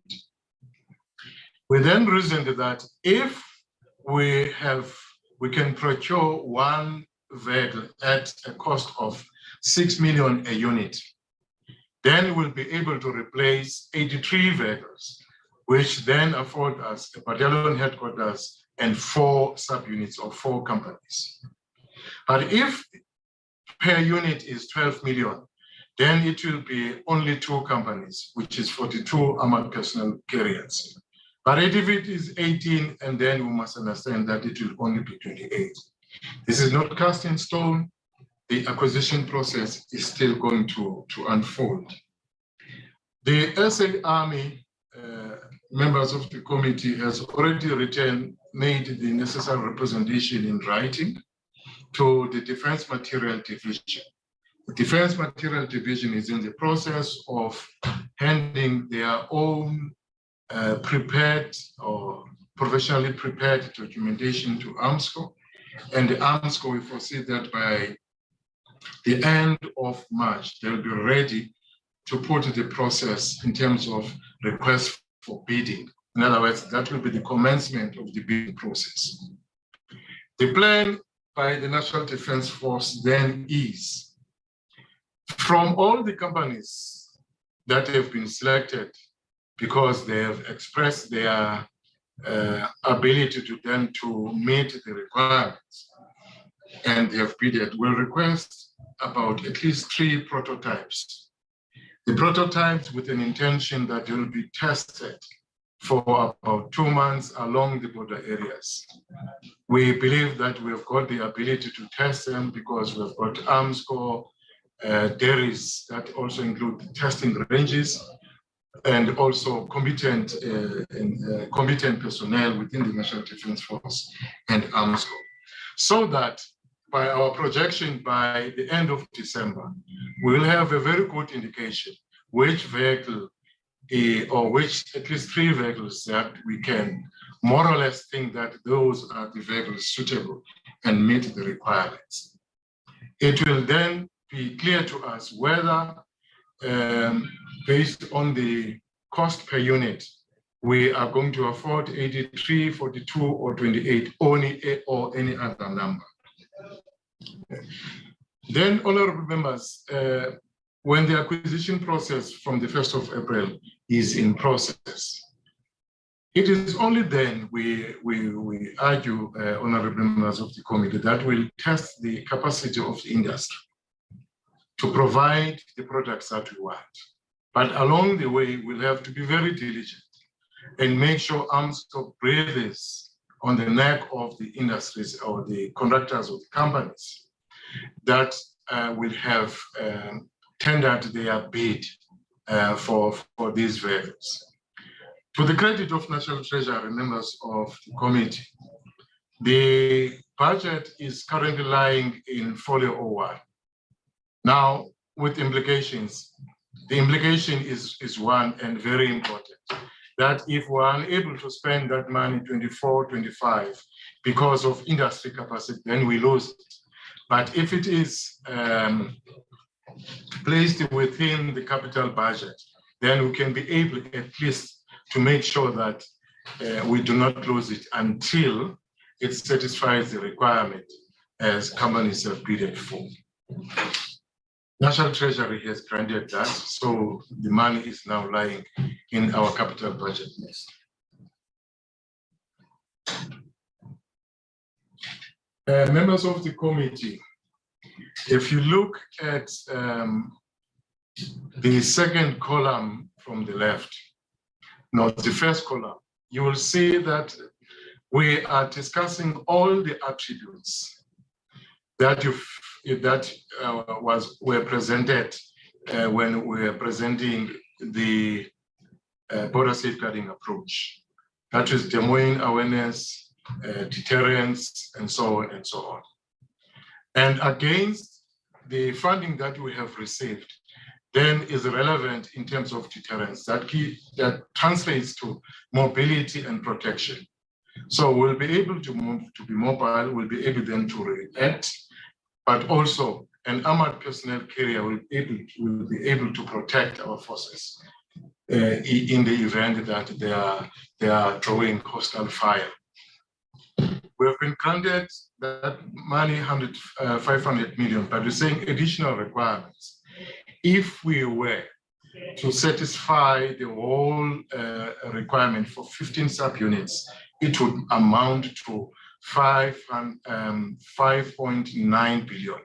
So if you add those figures, 23, 24, 25, which we have presented to National Treasury, they would amount to 5.9 billion. And that will be the full requirement. We are only indicating this to the portfolio committee as well as the National Treasury so that they know that we've got a long-term border safeguarding optimization plan that has been costed. And it's only the availability of money that will be able to roll the implementation. Honorable Chair and members of the Portfolio Committee on Defense, this is the rest or some of the attributes on border safeguarding. In terms of domain awareness, in terms of detection, this is what is going to happen. The concept, honorable members, is the National Defense Force and the DoD does not have an intention to go and buy new sensors per se, because it reckons that we have got a current profile of sensors that are lying within services, like the SA Army, and in the case of the SA Army, that are lying within the formations of the SA Army. Those sensors, by their nature, they give us the utility and the efficacy that we require to achieve, for instance, domain awareness. Now, on domain awareness technology, for instance, the SA Army Engineer Formation already have the GIS sensors. Yes, they have got the GIS sensors only for their own utilization. They do not have enough to deploy in the borderline. So we're saying we'll procure for about 22.5 million more of these GIS sensors so that they are brought to bear in the borderline. What it means is, honorable members, we already have crews that can then operate these sensors. Intelligence formation also have got their own sensors. We need obtained from Project Baobab. We need to buy more, and those so that those can then be deployed along the borders. So is the South African Army Air Defense Artillery. They have got the sensors by way of radars. The artillery formation have got sensors that can allow us in terms of manning observation posts. All of this, if you realize, honorable members, these are sensors that have been obtained from projects that have already delivered. So it's a matter of buying more of those sensors and deploy them in the borderland. However, on few instances, we do need more in respect of certain sensors, i.e. the UAVs. A UAV particularly probably that will be utilized by defense intelligence with a better payload and a long range, or let me say a better payload as operational time in the air whilst it is transmitting the kind of information that can help and enhance border safeguarding. Next. This is the same slide, except that the part that is in red, we're saying if we were to roll out the full border safeguarding plan in terms of sensors, then we would have these additional requirements.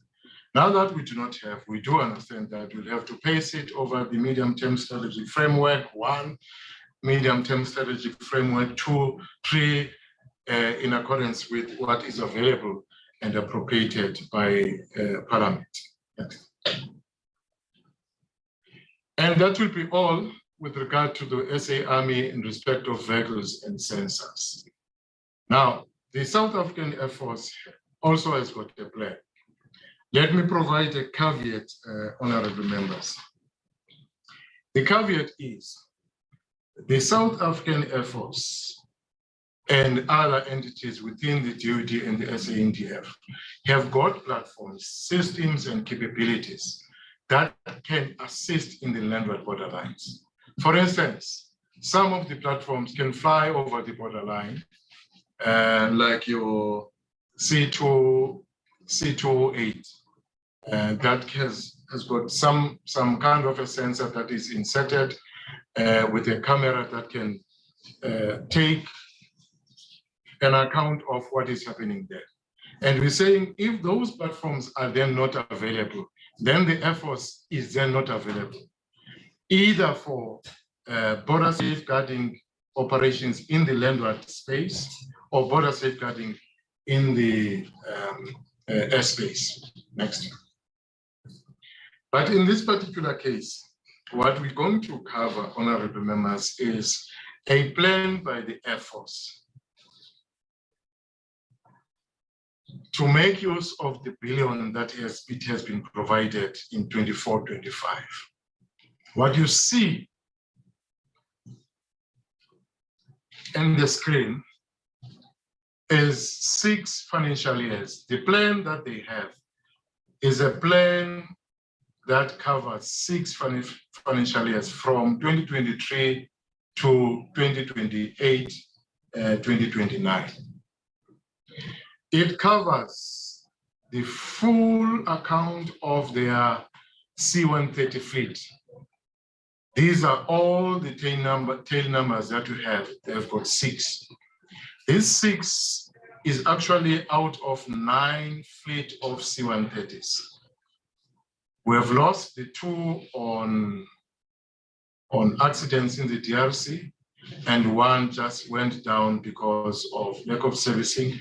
And those have been cannibalized by us to make sure that we keep the others in flight. If I can navigate the members over the slide, you will then realize that the Air Force has worked on a principle. If you look at the ops output, the principle is that at every time, at least there should be 1 or 2 C-130s operational, so that we do not suspend the operations of the medium aircraft, because it is much needed internally and externally. So you'll see over this time, there'll be 1. It will improve over time as we subject the C-130s to an upgrade. major service and upgrade. And in the latter part of the 6 years, then it improves 3 operational, 4 operational, 2. But if you realize we'll be needing something like minor service. The total cost of the plan, honorable members, is then 3 billion. To have all these C-130s operational over the 6 years, we need 3 billion. We have been given 1 billion and we are grateful because we're going to do something. Now, these are the amounts that you require, capital amounts that you require to make sure that these air platforms are in service, and these are the amounts that you will need to run them. And this is then what is then required for the 6. You will see these figures in the next slide that they are still available because the plan, the 6-year plan of the Air Force is then not funded. What we can fund, honorable members, from the 1 billion is tail number 405 and tail number 409. You will see if we make an example of the tail 409, you will see that we have got 180 hours that are left so that we can do something. We left to fly before we then place the C-130 for major service and upgrade. Only 180 hours. Now, the plan that they had is that this is going to stay for about 6 months from the beginning of the financial year. You see this line is the beginning of the financial year for about 6 months into what is called a servicing bay. Into a waiting bay, awaiting a servicing bay. Maybe it is important to then explain that in the Republic of South Africa, for the C-130s, we only have got 1 servicing bay. And that servicing bay you get through the combination of the South African Air Force Air Servicing Unit and DENEL. There are some of the facilities that DENEL does not have that the Air Force has, and vice versa.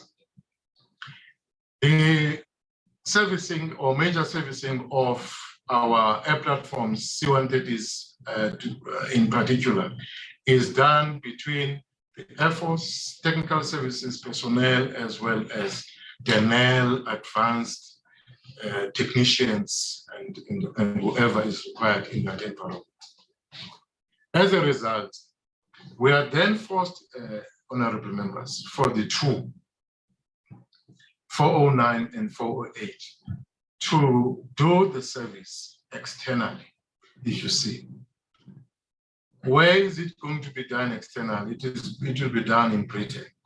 There is a company, the same company that then upgraded in 1992 the C-130B into a C-130BZ. The BZ series of C-130s is unique to South Africa. There is no other BZ. There's no other BZ series of C-130s right around the world. What this company did is to put new flying instruments, the flight deck, and other complicated and technical things that I cannot recall. So that's why we've got a BZ. So this is the same company, by way of the intention of the Air Force, that will then subject these 2 409 and 405 aircraft into a major service and upgrade, which will take about 18 months. This one will start around August 2023, this financial year, and be finished around August 2025. Whilst this one will start around some other month in 2024 to August 2024 to August 2026. Maybe also important, honorable members, when you look at the slide, you must understand that if you look at this, the first quarter, you will see that here there is a C-130 that is operational. We cannot afford to have no C-130 operational. That is what is indicated here. But around this time, the latter part of 23-24, then we'll have two that are operational. It will be this one and this one. This one has been operational, but this one will go into minor service within Denel. What it means, this servicing bay will be busy, and it is the only servicing bay that is available in the country. Maybe to mention, honorable members, you must also note and understand why this takes long. You will, let's make an example. Let's make an example with one of the servicing, one of the tail numbers. This tail number 405. 405 is currently in service with Denel and the Air Force. 405. They were supposed to have completed it in November 2022, but they have not completed it. We foresee, or we've been promised, that it will be finalized by the end of March, which is the end of this current financial year, some 4 months later. The assumption by the Air Force, honorable members, and that's my last on the slide, is that if we service these two, 409 and 408 and 405, then Denel will have ample time by 25-26 to then build the second servicing bay and be able to do the major service and upgrade internally, so that we have got 4. Then there's another one until the 6. If you can see another one, that means takes you to 6. If I may mention, this excludes, honorable members, the 2 aircraft that we were promised or offered by the United States, over which there's still some discussions between the ministry and the department in terms of the position finally that we must take. If those 2 aircraft, let me say the Minister of Defense then takes a decision that we must take them, the Air Force has already made a calculation that we will need 900 million extra or over and above. That takes us to 3.9 billion. And the call will be made whether to do that particular major service and upgrade for the 2 external and internal. If we do that service external, then it means we'll have to wait until 2025. If we do external, then it means we probably can stretch that particular contractor from outside to do this simultaneously with this one, if the 900 million is available. Next. Okay.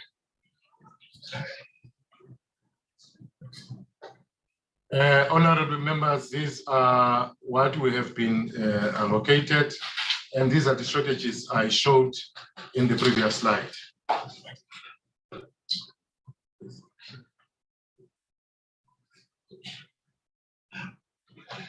And these are all the requirements should we place the Air Force in a position where they contribute, or they've got space to contribute towards all the attributes of the border safeguarding approach. The Navy, honorable members, is very simple. They have been given a total of 1.4 billion. With the 1.4 billion, they will be able to do 1 submarine and 1 frigate. They have issued out the RFI by the 1st of May. They foresee in December already. They foresee that the refit will start from the 1st of May and complete by the 31st of December 2024 for a period of 18 months, after which the 2 platforms will then be subjected to sea acceptance trials. The sea acceptance trials or the whole refit program will be done with a refit partner. The refit partner will be obtained through the acquisition process, and the refit itself will then happen in the Armscor dockyard in Simonstown. This is their requirements. This is the requirements, and they will through this requirement, they'll be able then to contribute towards the maritime border safeguarding, not necessarily the landward border. Next. Obviously, the refit will happen in the Armscor dockyard. I've spoken about the refit partner, the acquisition process, and also this will attest the industry capacity. And the funds are in folio 02 in the capital budget. Next. This is the consolidated requirement across all the border safeguarding attributes, which is over and above the allocation that they have been given. They're saying if they were to do more, then they would then, to contribute to the attributes, they would then need these particular figures in 23, 24, and 25 respectively. SAMS. Next. Honorable members, funds have been given from SAMS, have been given to SAMS, reallocated from the committed overtime for them to be able to procure ambulances as well as deployable medical equipment. They have articulated and listed the equipment that they intend to buy and with all the cost which is within the allocation that they have been given. You can see all of this then is meant to be able to make sure that there is military health support next to the borderline. So SAMS will be further enhanced to support the border safeguarding effort. Next. And this is an additional requirement if they were to continue the effort so that they roll out military support throughout the 9 border areas. Honorable members, we had agreed with the Chief of Staff that this slide, in the interest of time, we will jump. But this is only to say, through the stabilization phase, we have been allocated the 3.3 billion by National Treasury earmarked. We'll be able to report on it on a quarterly basis as is required. But the full border safeguarding plan, we call it border safeguarding optimization plan, across all the domains, landward, air and maritime borders, including cyber, we have come up to a total of 41 billion. Now the 41 billion, we're not saying that we must be given. We say we should be given that most probably over 4 or 5 medium-term strategy framework. That's 20 to 25 years. National Treasury have indicated that they understand that. Next. Then, as required by National Treasury, and I'm sure as required by the Portfolio Committee on Defense, to make sure that we give continuous updates. What has since happened, next, is that DDSI, Defense Decision Support Institute, with whom we work within the defense portfolio, have developed a tool. There's massive information obtained through the planning process. Believe me, massive. When we presented to the planners, we had about 137 slides that we tried to congest. So there's massive information that has been read into the tool. The tool reads all the plans. If you see the first part, that will be the SA Army, that will be SAMS, that will be the Air Force, and so you go. This tool, as the acquisition process then unfolds, the contractors that will have been contracted and accepted will then do a project plan. The information of the project plan will be read into the tool with all the milestones recorded that they are supposed to achieve. And the tool itself will give us the results, at least in terms of financial expenditure. And then with the human interface will be to feed in what is it that has been done with proof at least, right from the contract, from the contractors to Armsco DMT and all the services that are concerned. So in essence, we'll be able to conduct progress meetings on the back of the tool, complete the progress report, update the project schedule, present progress report, report quarterly, and update the project schedule continuously. So we are very much positive, honorable members, that we'll be able to report to the portfolio committee as well as National Treasury as required. Critical success factors, and this is my last slide. We say the success of the plan depends upon detailed planning within the allocation, which is supported by signed off business plan or project plans, so that we can show timer spending, but also the capturing of accurate data and information. Industry capacity is inescapable because it will tell us whether we are able to keep the schedule or we'll have to stretch it to the right. But either way, the members of the portfolio committee will be able to, will receive quarterly reports in that regard. We have started with this, the border safeguarding database with an artificial intelligence so that it can tell us, give us the results that we want. I'm talking about the tool. This database then will have to be fed with accurate information continuously. The full integration and synchronization of scarce resources to avoid duplication. We must make sure that we avoid a situation where there's a duplication between the Army and the Air Force or between the SA Army intelligence formation, deploying a certain sensor that is also deployed by SA Army engineer formation. The system owners, we have got a process, first generation process, or what is called a relationship triad to decide on system owners. System owners will be those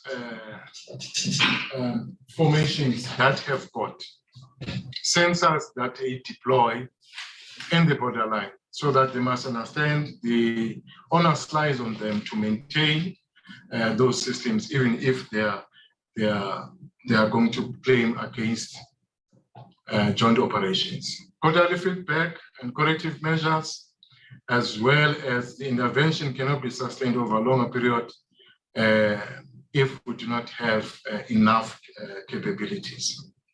We'll have to look at doctrine as we, honorable members, deploy these assets and these sensors in the border.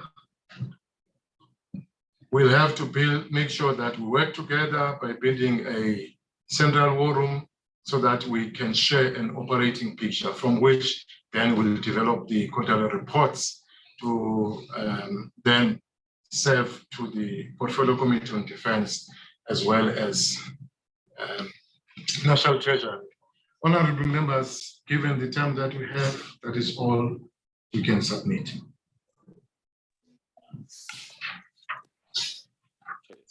Thank you very much, General Tundu, for the presentation. We now at the point where I am going to invite honorable members to interact with your presentation. I see the hand of Honorable Murray. It's a new hand, am I correct? Yes, it is. Thank you very much. Much appreciated. Chairperson, thank you very much for the presentation. It's a good presentation, it's a thorough presentation, really comprehensive. A lot more questions than answers that it delivers to us. I want to start off by first making the observation. It's clear that the requirements is a lot more expensive than what National Treasury maybe realize and maybe what the economy can afford at this stage. If you look at the 3.3 billion versus 41 billion, that is significant. And my first question is, can we really afford to implement 41 billion rand requirements over 20-25 years as indicated? In other words, a couple of medium terms. And will that not exacerbate our problem of the perceived implosion of the capabilities of the Defence Force? I think it's very, very important that we must get that answer, because there's a saying, penny wise, pound foolish. So we can say, yes, we can do that, but by that time, there's total different scenarios. And then they say, we cannot get the money. And then there is an implosion of the capabilities of the Defence Force, which we cannot allow. So my first, response or question will be, to what extent is that realistic? And how will that look over the timeline in terms of either towards implosion, in other words, further deterioration of our capabilities, or turning the tide towards a much positive scenario? So that's the first one. My second one is, you will recall that the allocation from the National Treasury was indicated, and I think the wording specifically is, if I can just go back to that wording, that the additional funding that they provided was for procurement, equipment, and technology to aid safeguarding of borders. So specifically with a focus on technology. And you will recall, Chair, that in the past, we have said that the money that was allocated in the past and not used for technology, I think there was a condemnation by National Treasury of a certain amount, but I think there's probably about 75 million to 85 million that needed to be reallocated, I think, in terms of this financial year. And that is probably why National Treasury hasn't allocated additional money for this 23-24 financial year, because the money that they provided for was 500 million for 24-25 and 200 million extra for 25-26. So my first question is with regards to that reallocation of the 75 million. How was that done? Where was that done? I don't see that in the calculations that was given. My second question is on the indication of the requirements as set out in slide 5, that 1.56 billion for this 23-24, and then over the medium term. Are all those funds in account 2, or are some of them in account 1, which we know then will fall away at the end of the financial year if it is not spent? So that's my first question, is how much of that is in 02 and how much in 01, because that will also determine what needs to be done first. Then secondly, on the troop packs that was given to us in slide, I think slide 9 and slide 10. It sounds as if those are new APCs. Now, my question is with regards to all the APCs that we have got in long-term storage. And we know that we've now just seen how many was now disbursed to different provinces, and how many are still in the Brug, and how many are still in Walmansdal. We've got 6 of those warehouses all over the country. How many of those can be utilized rather than buying new APCs and then through the processes of either upgrading or maintaining the current ones, or by utilizing defense industry players like the military veterans of OTT to do the maintenance and upgrades? To what extent was that incorporated and considered to rather than buying new ones. And we know that that will be a lot less expensive. On slide 5, the C-130 was given as a 1 billion rand for this new financial year. And if I'm then correct, it is all 02 funds. Is that why on slide 14, only 455 million is earmarked for this new financial year? And can they confirm that the plus minus 545 million is then in account 02 for the next financial year that will add to that 500 million of how much that we will get in the next financial year? So that's that one question. Then I want to ask, when it has been, I know that the Minister of Defence has indicated in a parliamentary question that they will make use of the offer of the Americans for the C-130H, and it has now been given that they are busy with that process. My question is with regards to that 900 million that they have said that we will need additional, whether they have taken into account the cost of chartering at the moment, because we know that in December, January, February, when we had that Illusions that was chartered, that was between 300 and 500 million rand.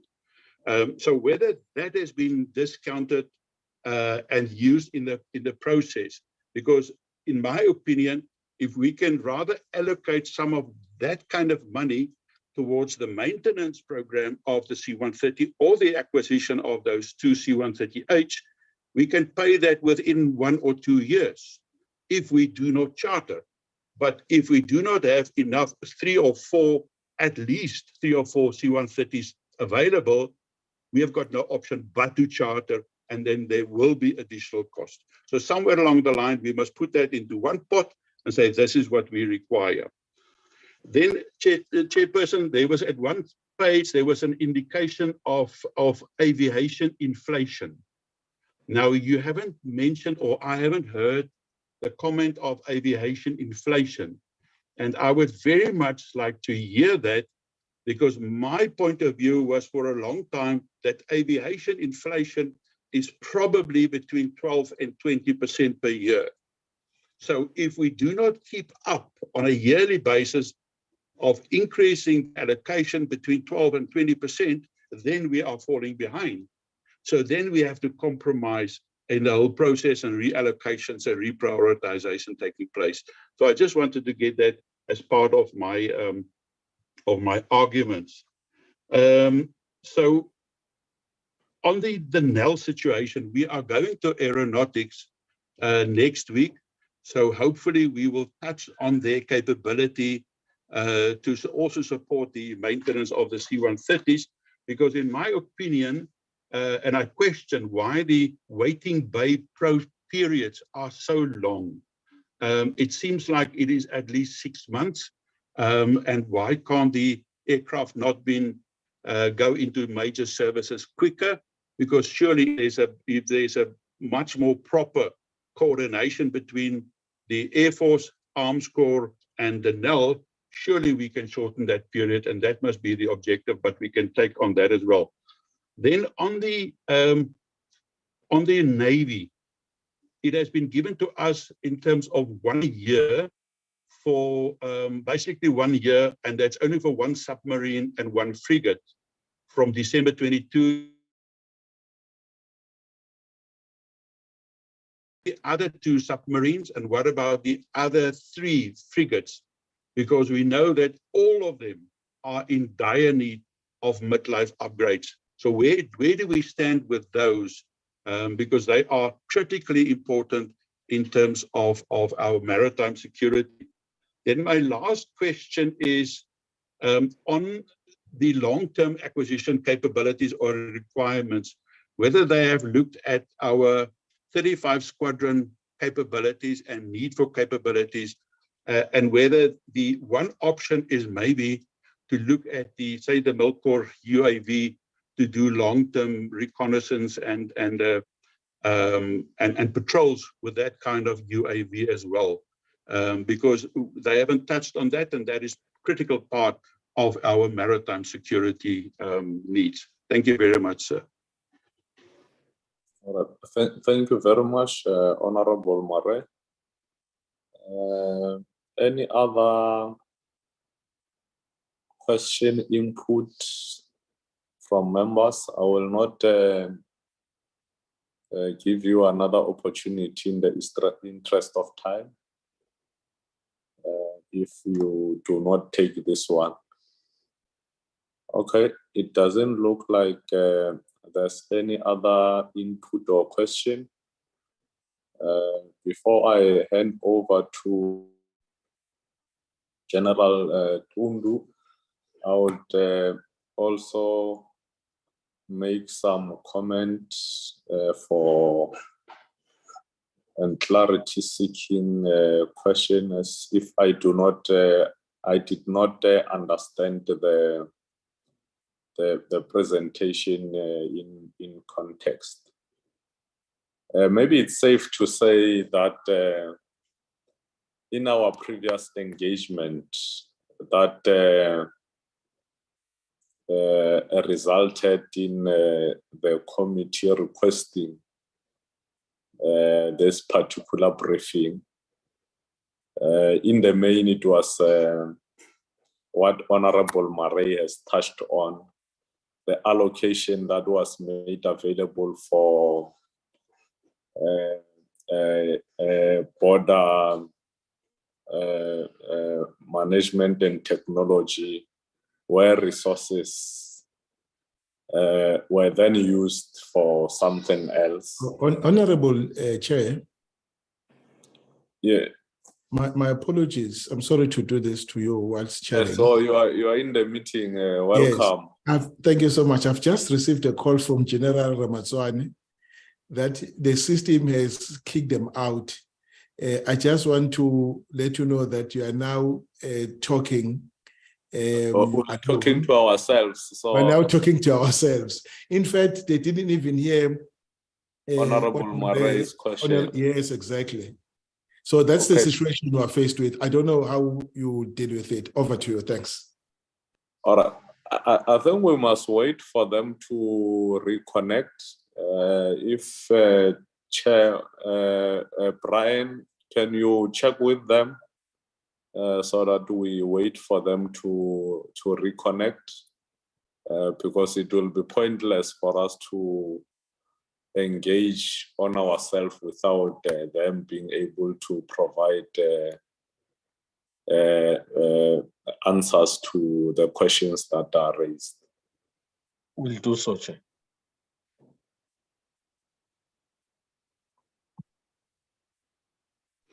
Chairperson, in the meantime, obviously, it's a pity that we have lost them. However, if we run out of time, I think Brian has probably, it is on record, it has been recorded, the questions. So obviously then we can just forward that to them so that they can respond, and then we can, with those responses, we can basically work that into this presentation going forward. But hopefully they will reconnect. Yeah, no, it's noted. I think as and when Brian is trying to locate them, we need to use the time that we have left effectively. I propose that I hand over back to you, Chair, and you move to the next item, which is the item on the program, the report of the committee. Okay. Thank you very much, Honorable Thabo Mutla, for holding the fort. Let me greet the honorable members and all other members on the platform, including the board. I see AMSCO board is also represented in this meeting. Let me then say that we would wait to hear what Brian advises us. But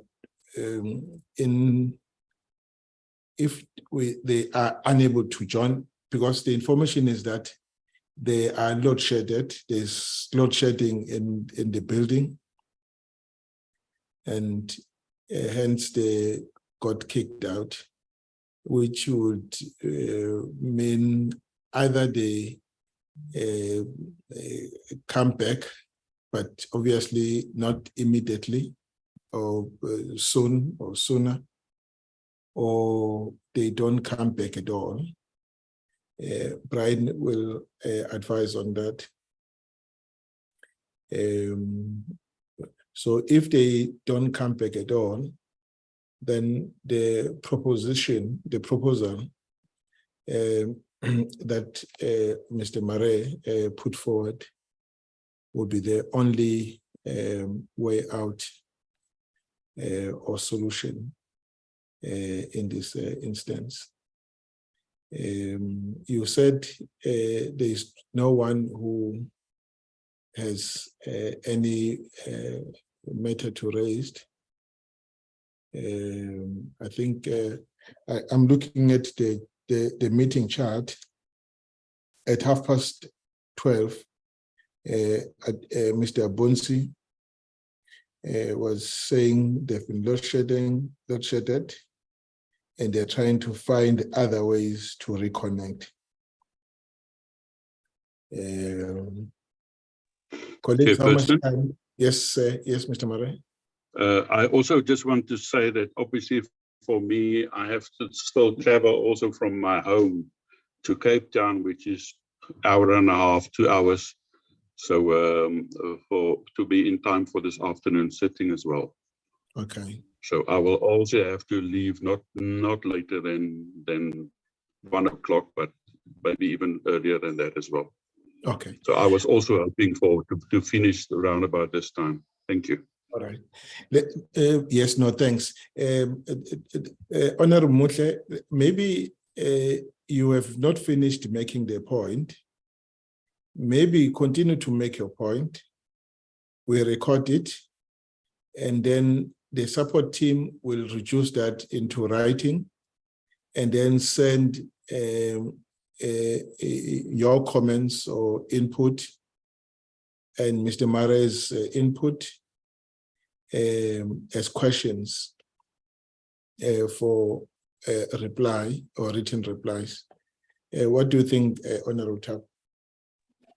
No, it's fine. I can make that comment because even initial before you joined, Chair, we had an undertaking that engagement should be continuous for us to be able to monitor the progress with regard to how departments are implementing around this technological mandate. So my clarity that I was looking for from them was for them to be able to articulate, because in the main their presentation speaks to their requirements, which obviously the allocated resources will not be necessarily be able to cover their requirements, but they need to make a commitment to say the available resources, what is it that they are definitely prioritizing, and what is it that they are going to do, so that as and when we play oversight, we are able to keep a closer look and track on what the available resources are employed on, and how far are they in terms of their implementation and their expenditure with regard to what they shall have prioritized with the current available resources, as opposed to a holistic approach that they have taken, and to indicate all their requirements, which may not or be covered by the resources available. So what you said for me is that the committee will want these ring-fence funds to be reported on separately. It may be together with the other programs of the department, but they need to be, lifted, so that we are able to keep track on the expenditure against them. Correct. Correct.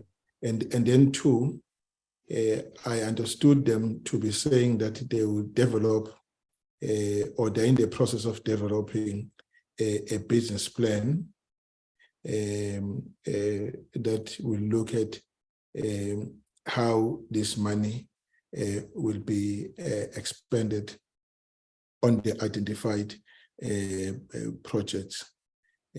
So it means that at some point when they are ready, we must then call them back to then speak to the projects that will be undertaken with the available resources that we have spoken of, Thabo, so that we are then able to do an in-year monitoring. We don't want them to come back, to say in June, we still have not committed the funds, or to learn about it towards the end of the financial year, that the money was unable, they were unable to spend the money. That's the last thing we want to hear. The cent allocated to us must be spent in the year that it is allocated. The only time we accept the rolling, or the rollover is when the money has already been committed, and for the reasons, genuine reasons that they could not be spent, or not every single cent of it could be spent in the financial year. So that's what we want, because if we don't keep track, Treasury will take the money back, and in fact still allocate it back as if it is new money, when in actual fact it's not new money. It's money that was allocated in the previous year but could not be spent because of tardiness in the department. So we want this the department to quickly move on this. You'll recall that we also asked AMSCO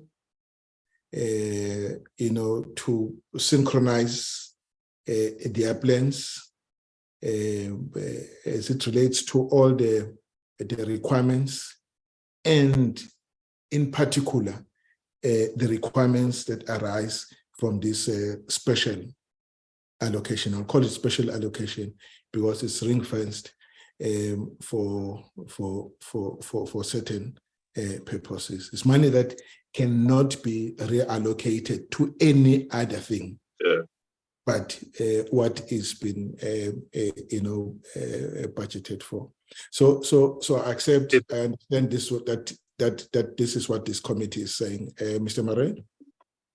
Chairperson, can I also just add to that? It's very important that when they do those reports, is to indicate to us whether it is folio 1 or folio 2 funds. Because when we know that folio 1 is those funds that we will lose if we don't spend it, folio 2 is kind of similar to the SDA funds, which can be rolled over more than one over a financial year, as I understand the presenter. So we must just make very, very sure about that, because then we know it can be over 2 financial years. It can be overlapping, and like you said, if we know we're going to lose it, we must know about this. And if it is reallocation of old funds, then it's not new. So then we must also be aware of that. So if we can do that, it'll be much appreciated. Yes, Chair, no, you're right. Chair? Yes, Yeah, Thabo?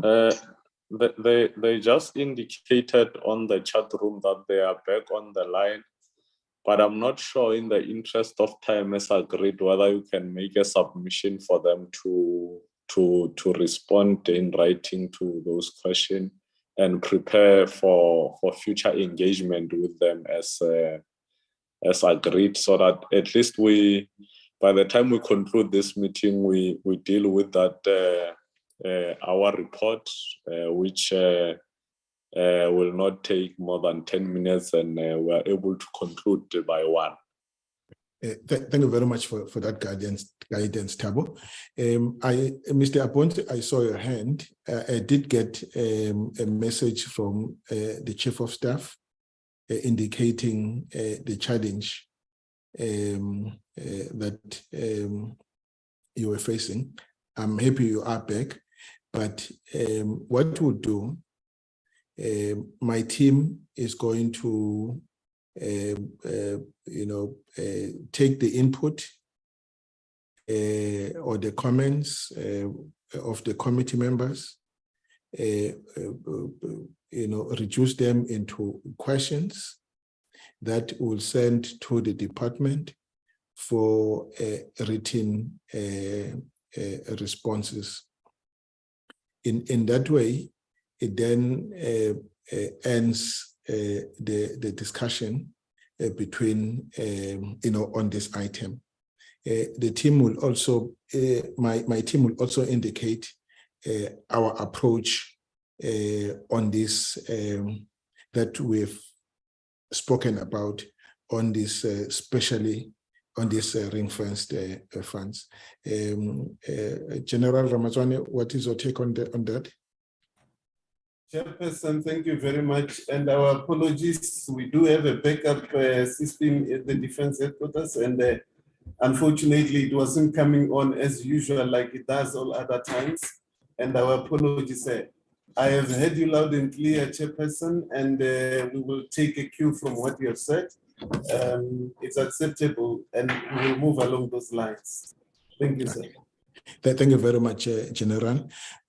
On that score, then, General, yourself and the team, we wish to thank you for your support, and then indicate that you are free to, or are more than welcome to exit the system at any time when you wish to do so.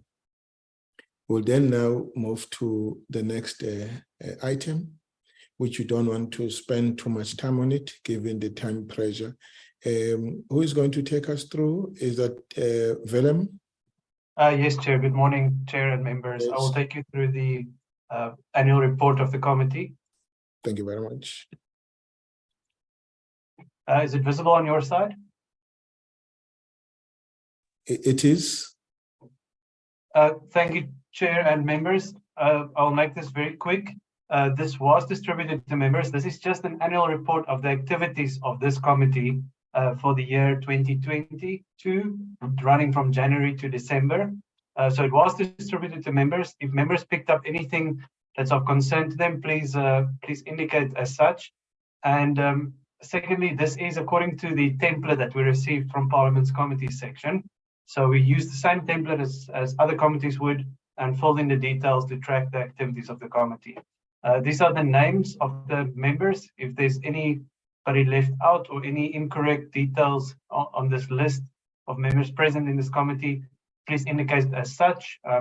And members will note, because it's for the previous year, for example, Dr. Pasoko is still included in the list. This was the list at the end of the calendar year in December. So that is the names of the members of the committee.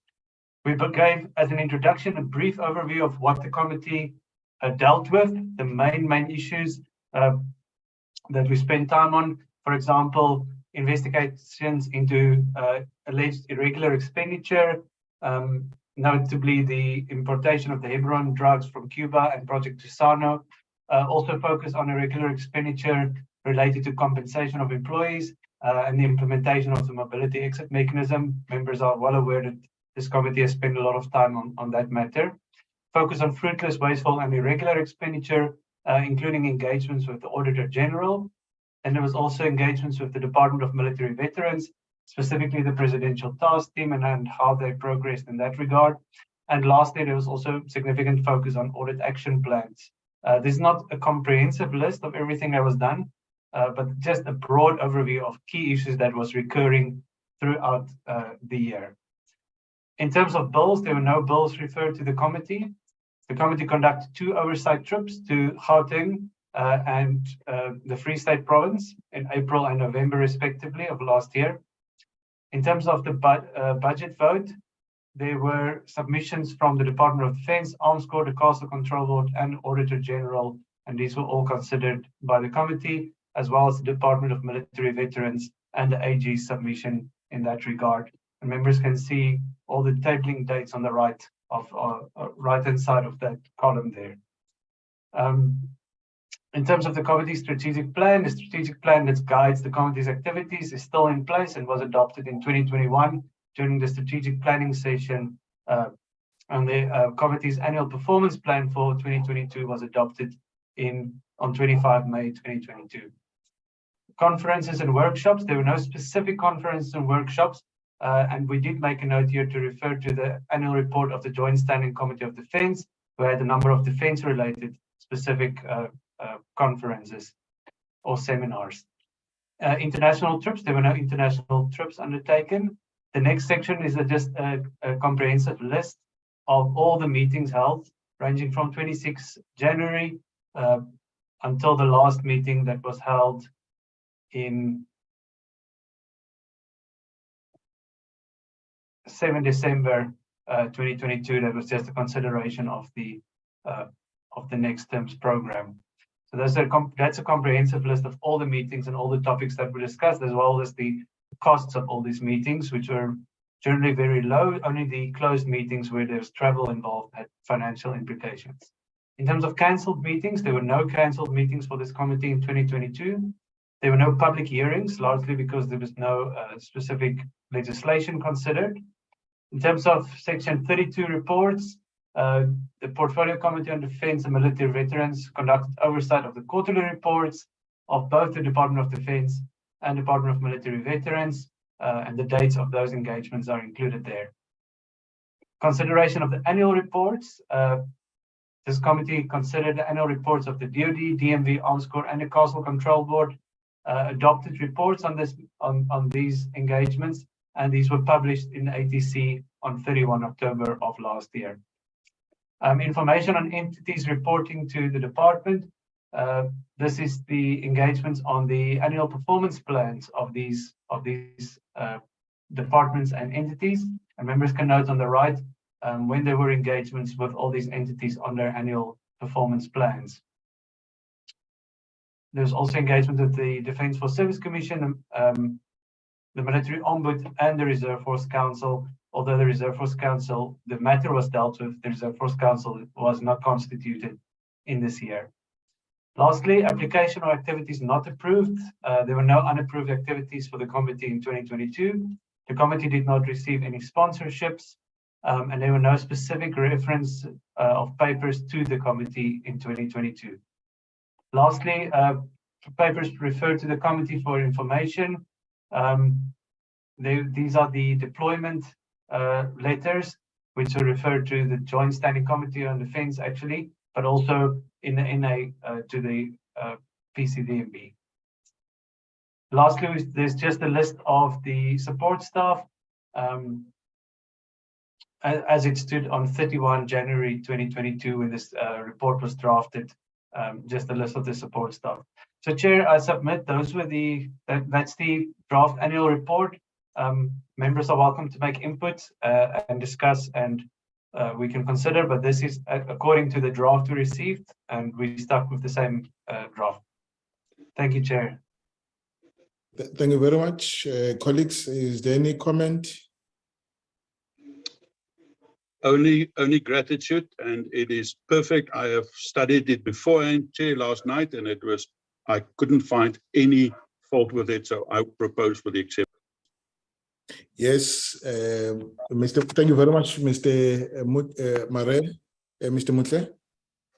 Well, thank you very much, Chair. I think the report, as Dr. Venom has indicated, is a template that they should confine themselves to, and it represents the activities of the portfolio committee very well.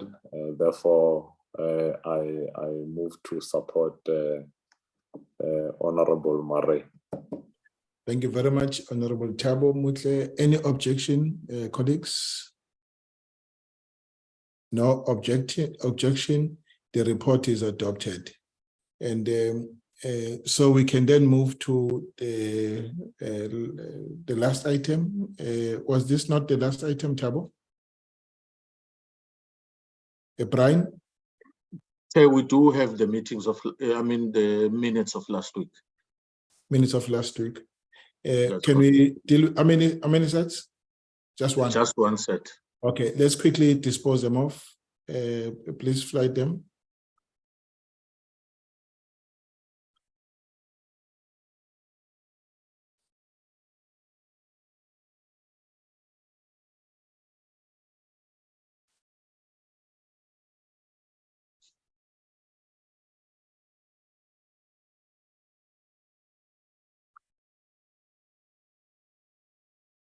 You are muted, Chair.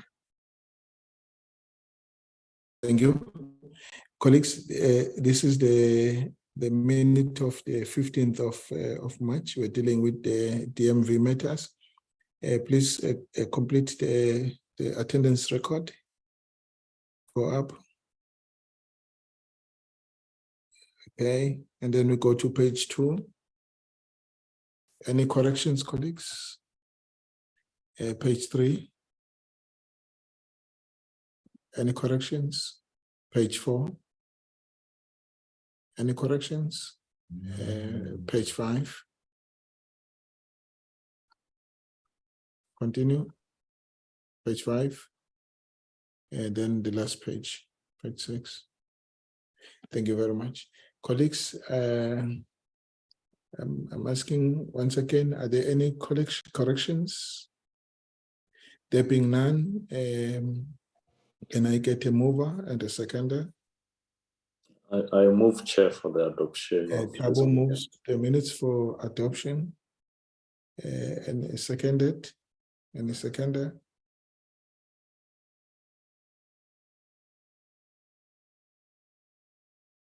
Can I get a seconder? I so second. Honorable Mare seconds. The minutes are duly adopted. Colleagues, let me Willem. Chair, sorry, just one quick administrative question. The request for the department to submit questions that in writing, is there a time frame that the committee has in mind? Can we give them 2 weeks, for example, or 2 weeks? Okay, thank you, Chair. 2 weeks, I think it's reasonable. Colleagues, any objection to that? No objection. No objection, Chair. Thank you very much. Thanks for that issue. Colleagues, I think let me firstly apologize that I joined the meeting late. And thank Thabo for holding the fort. And thank all of you colleagues, and the meeting stands adjourned. See you.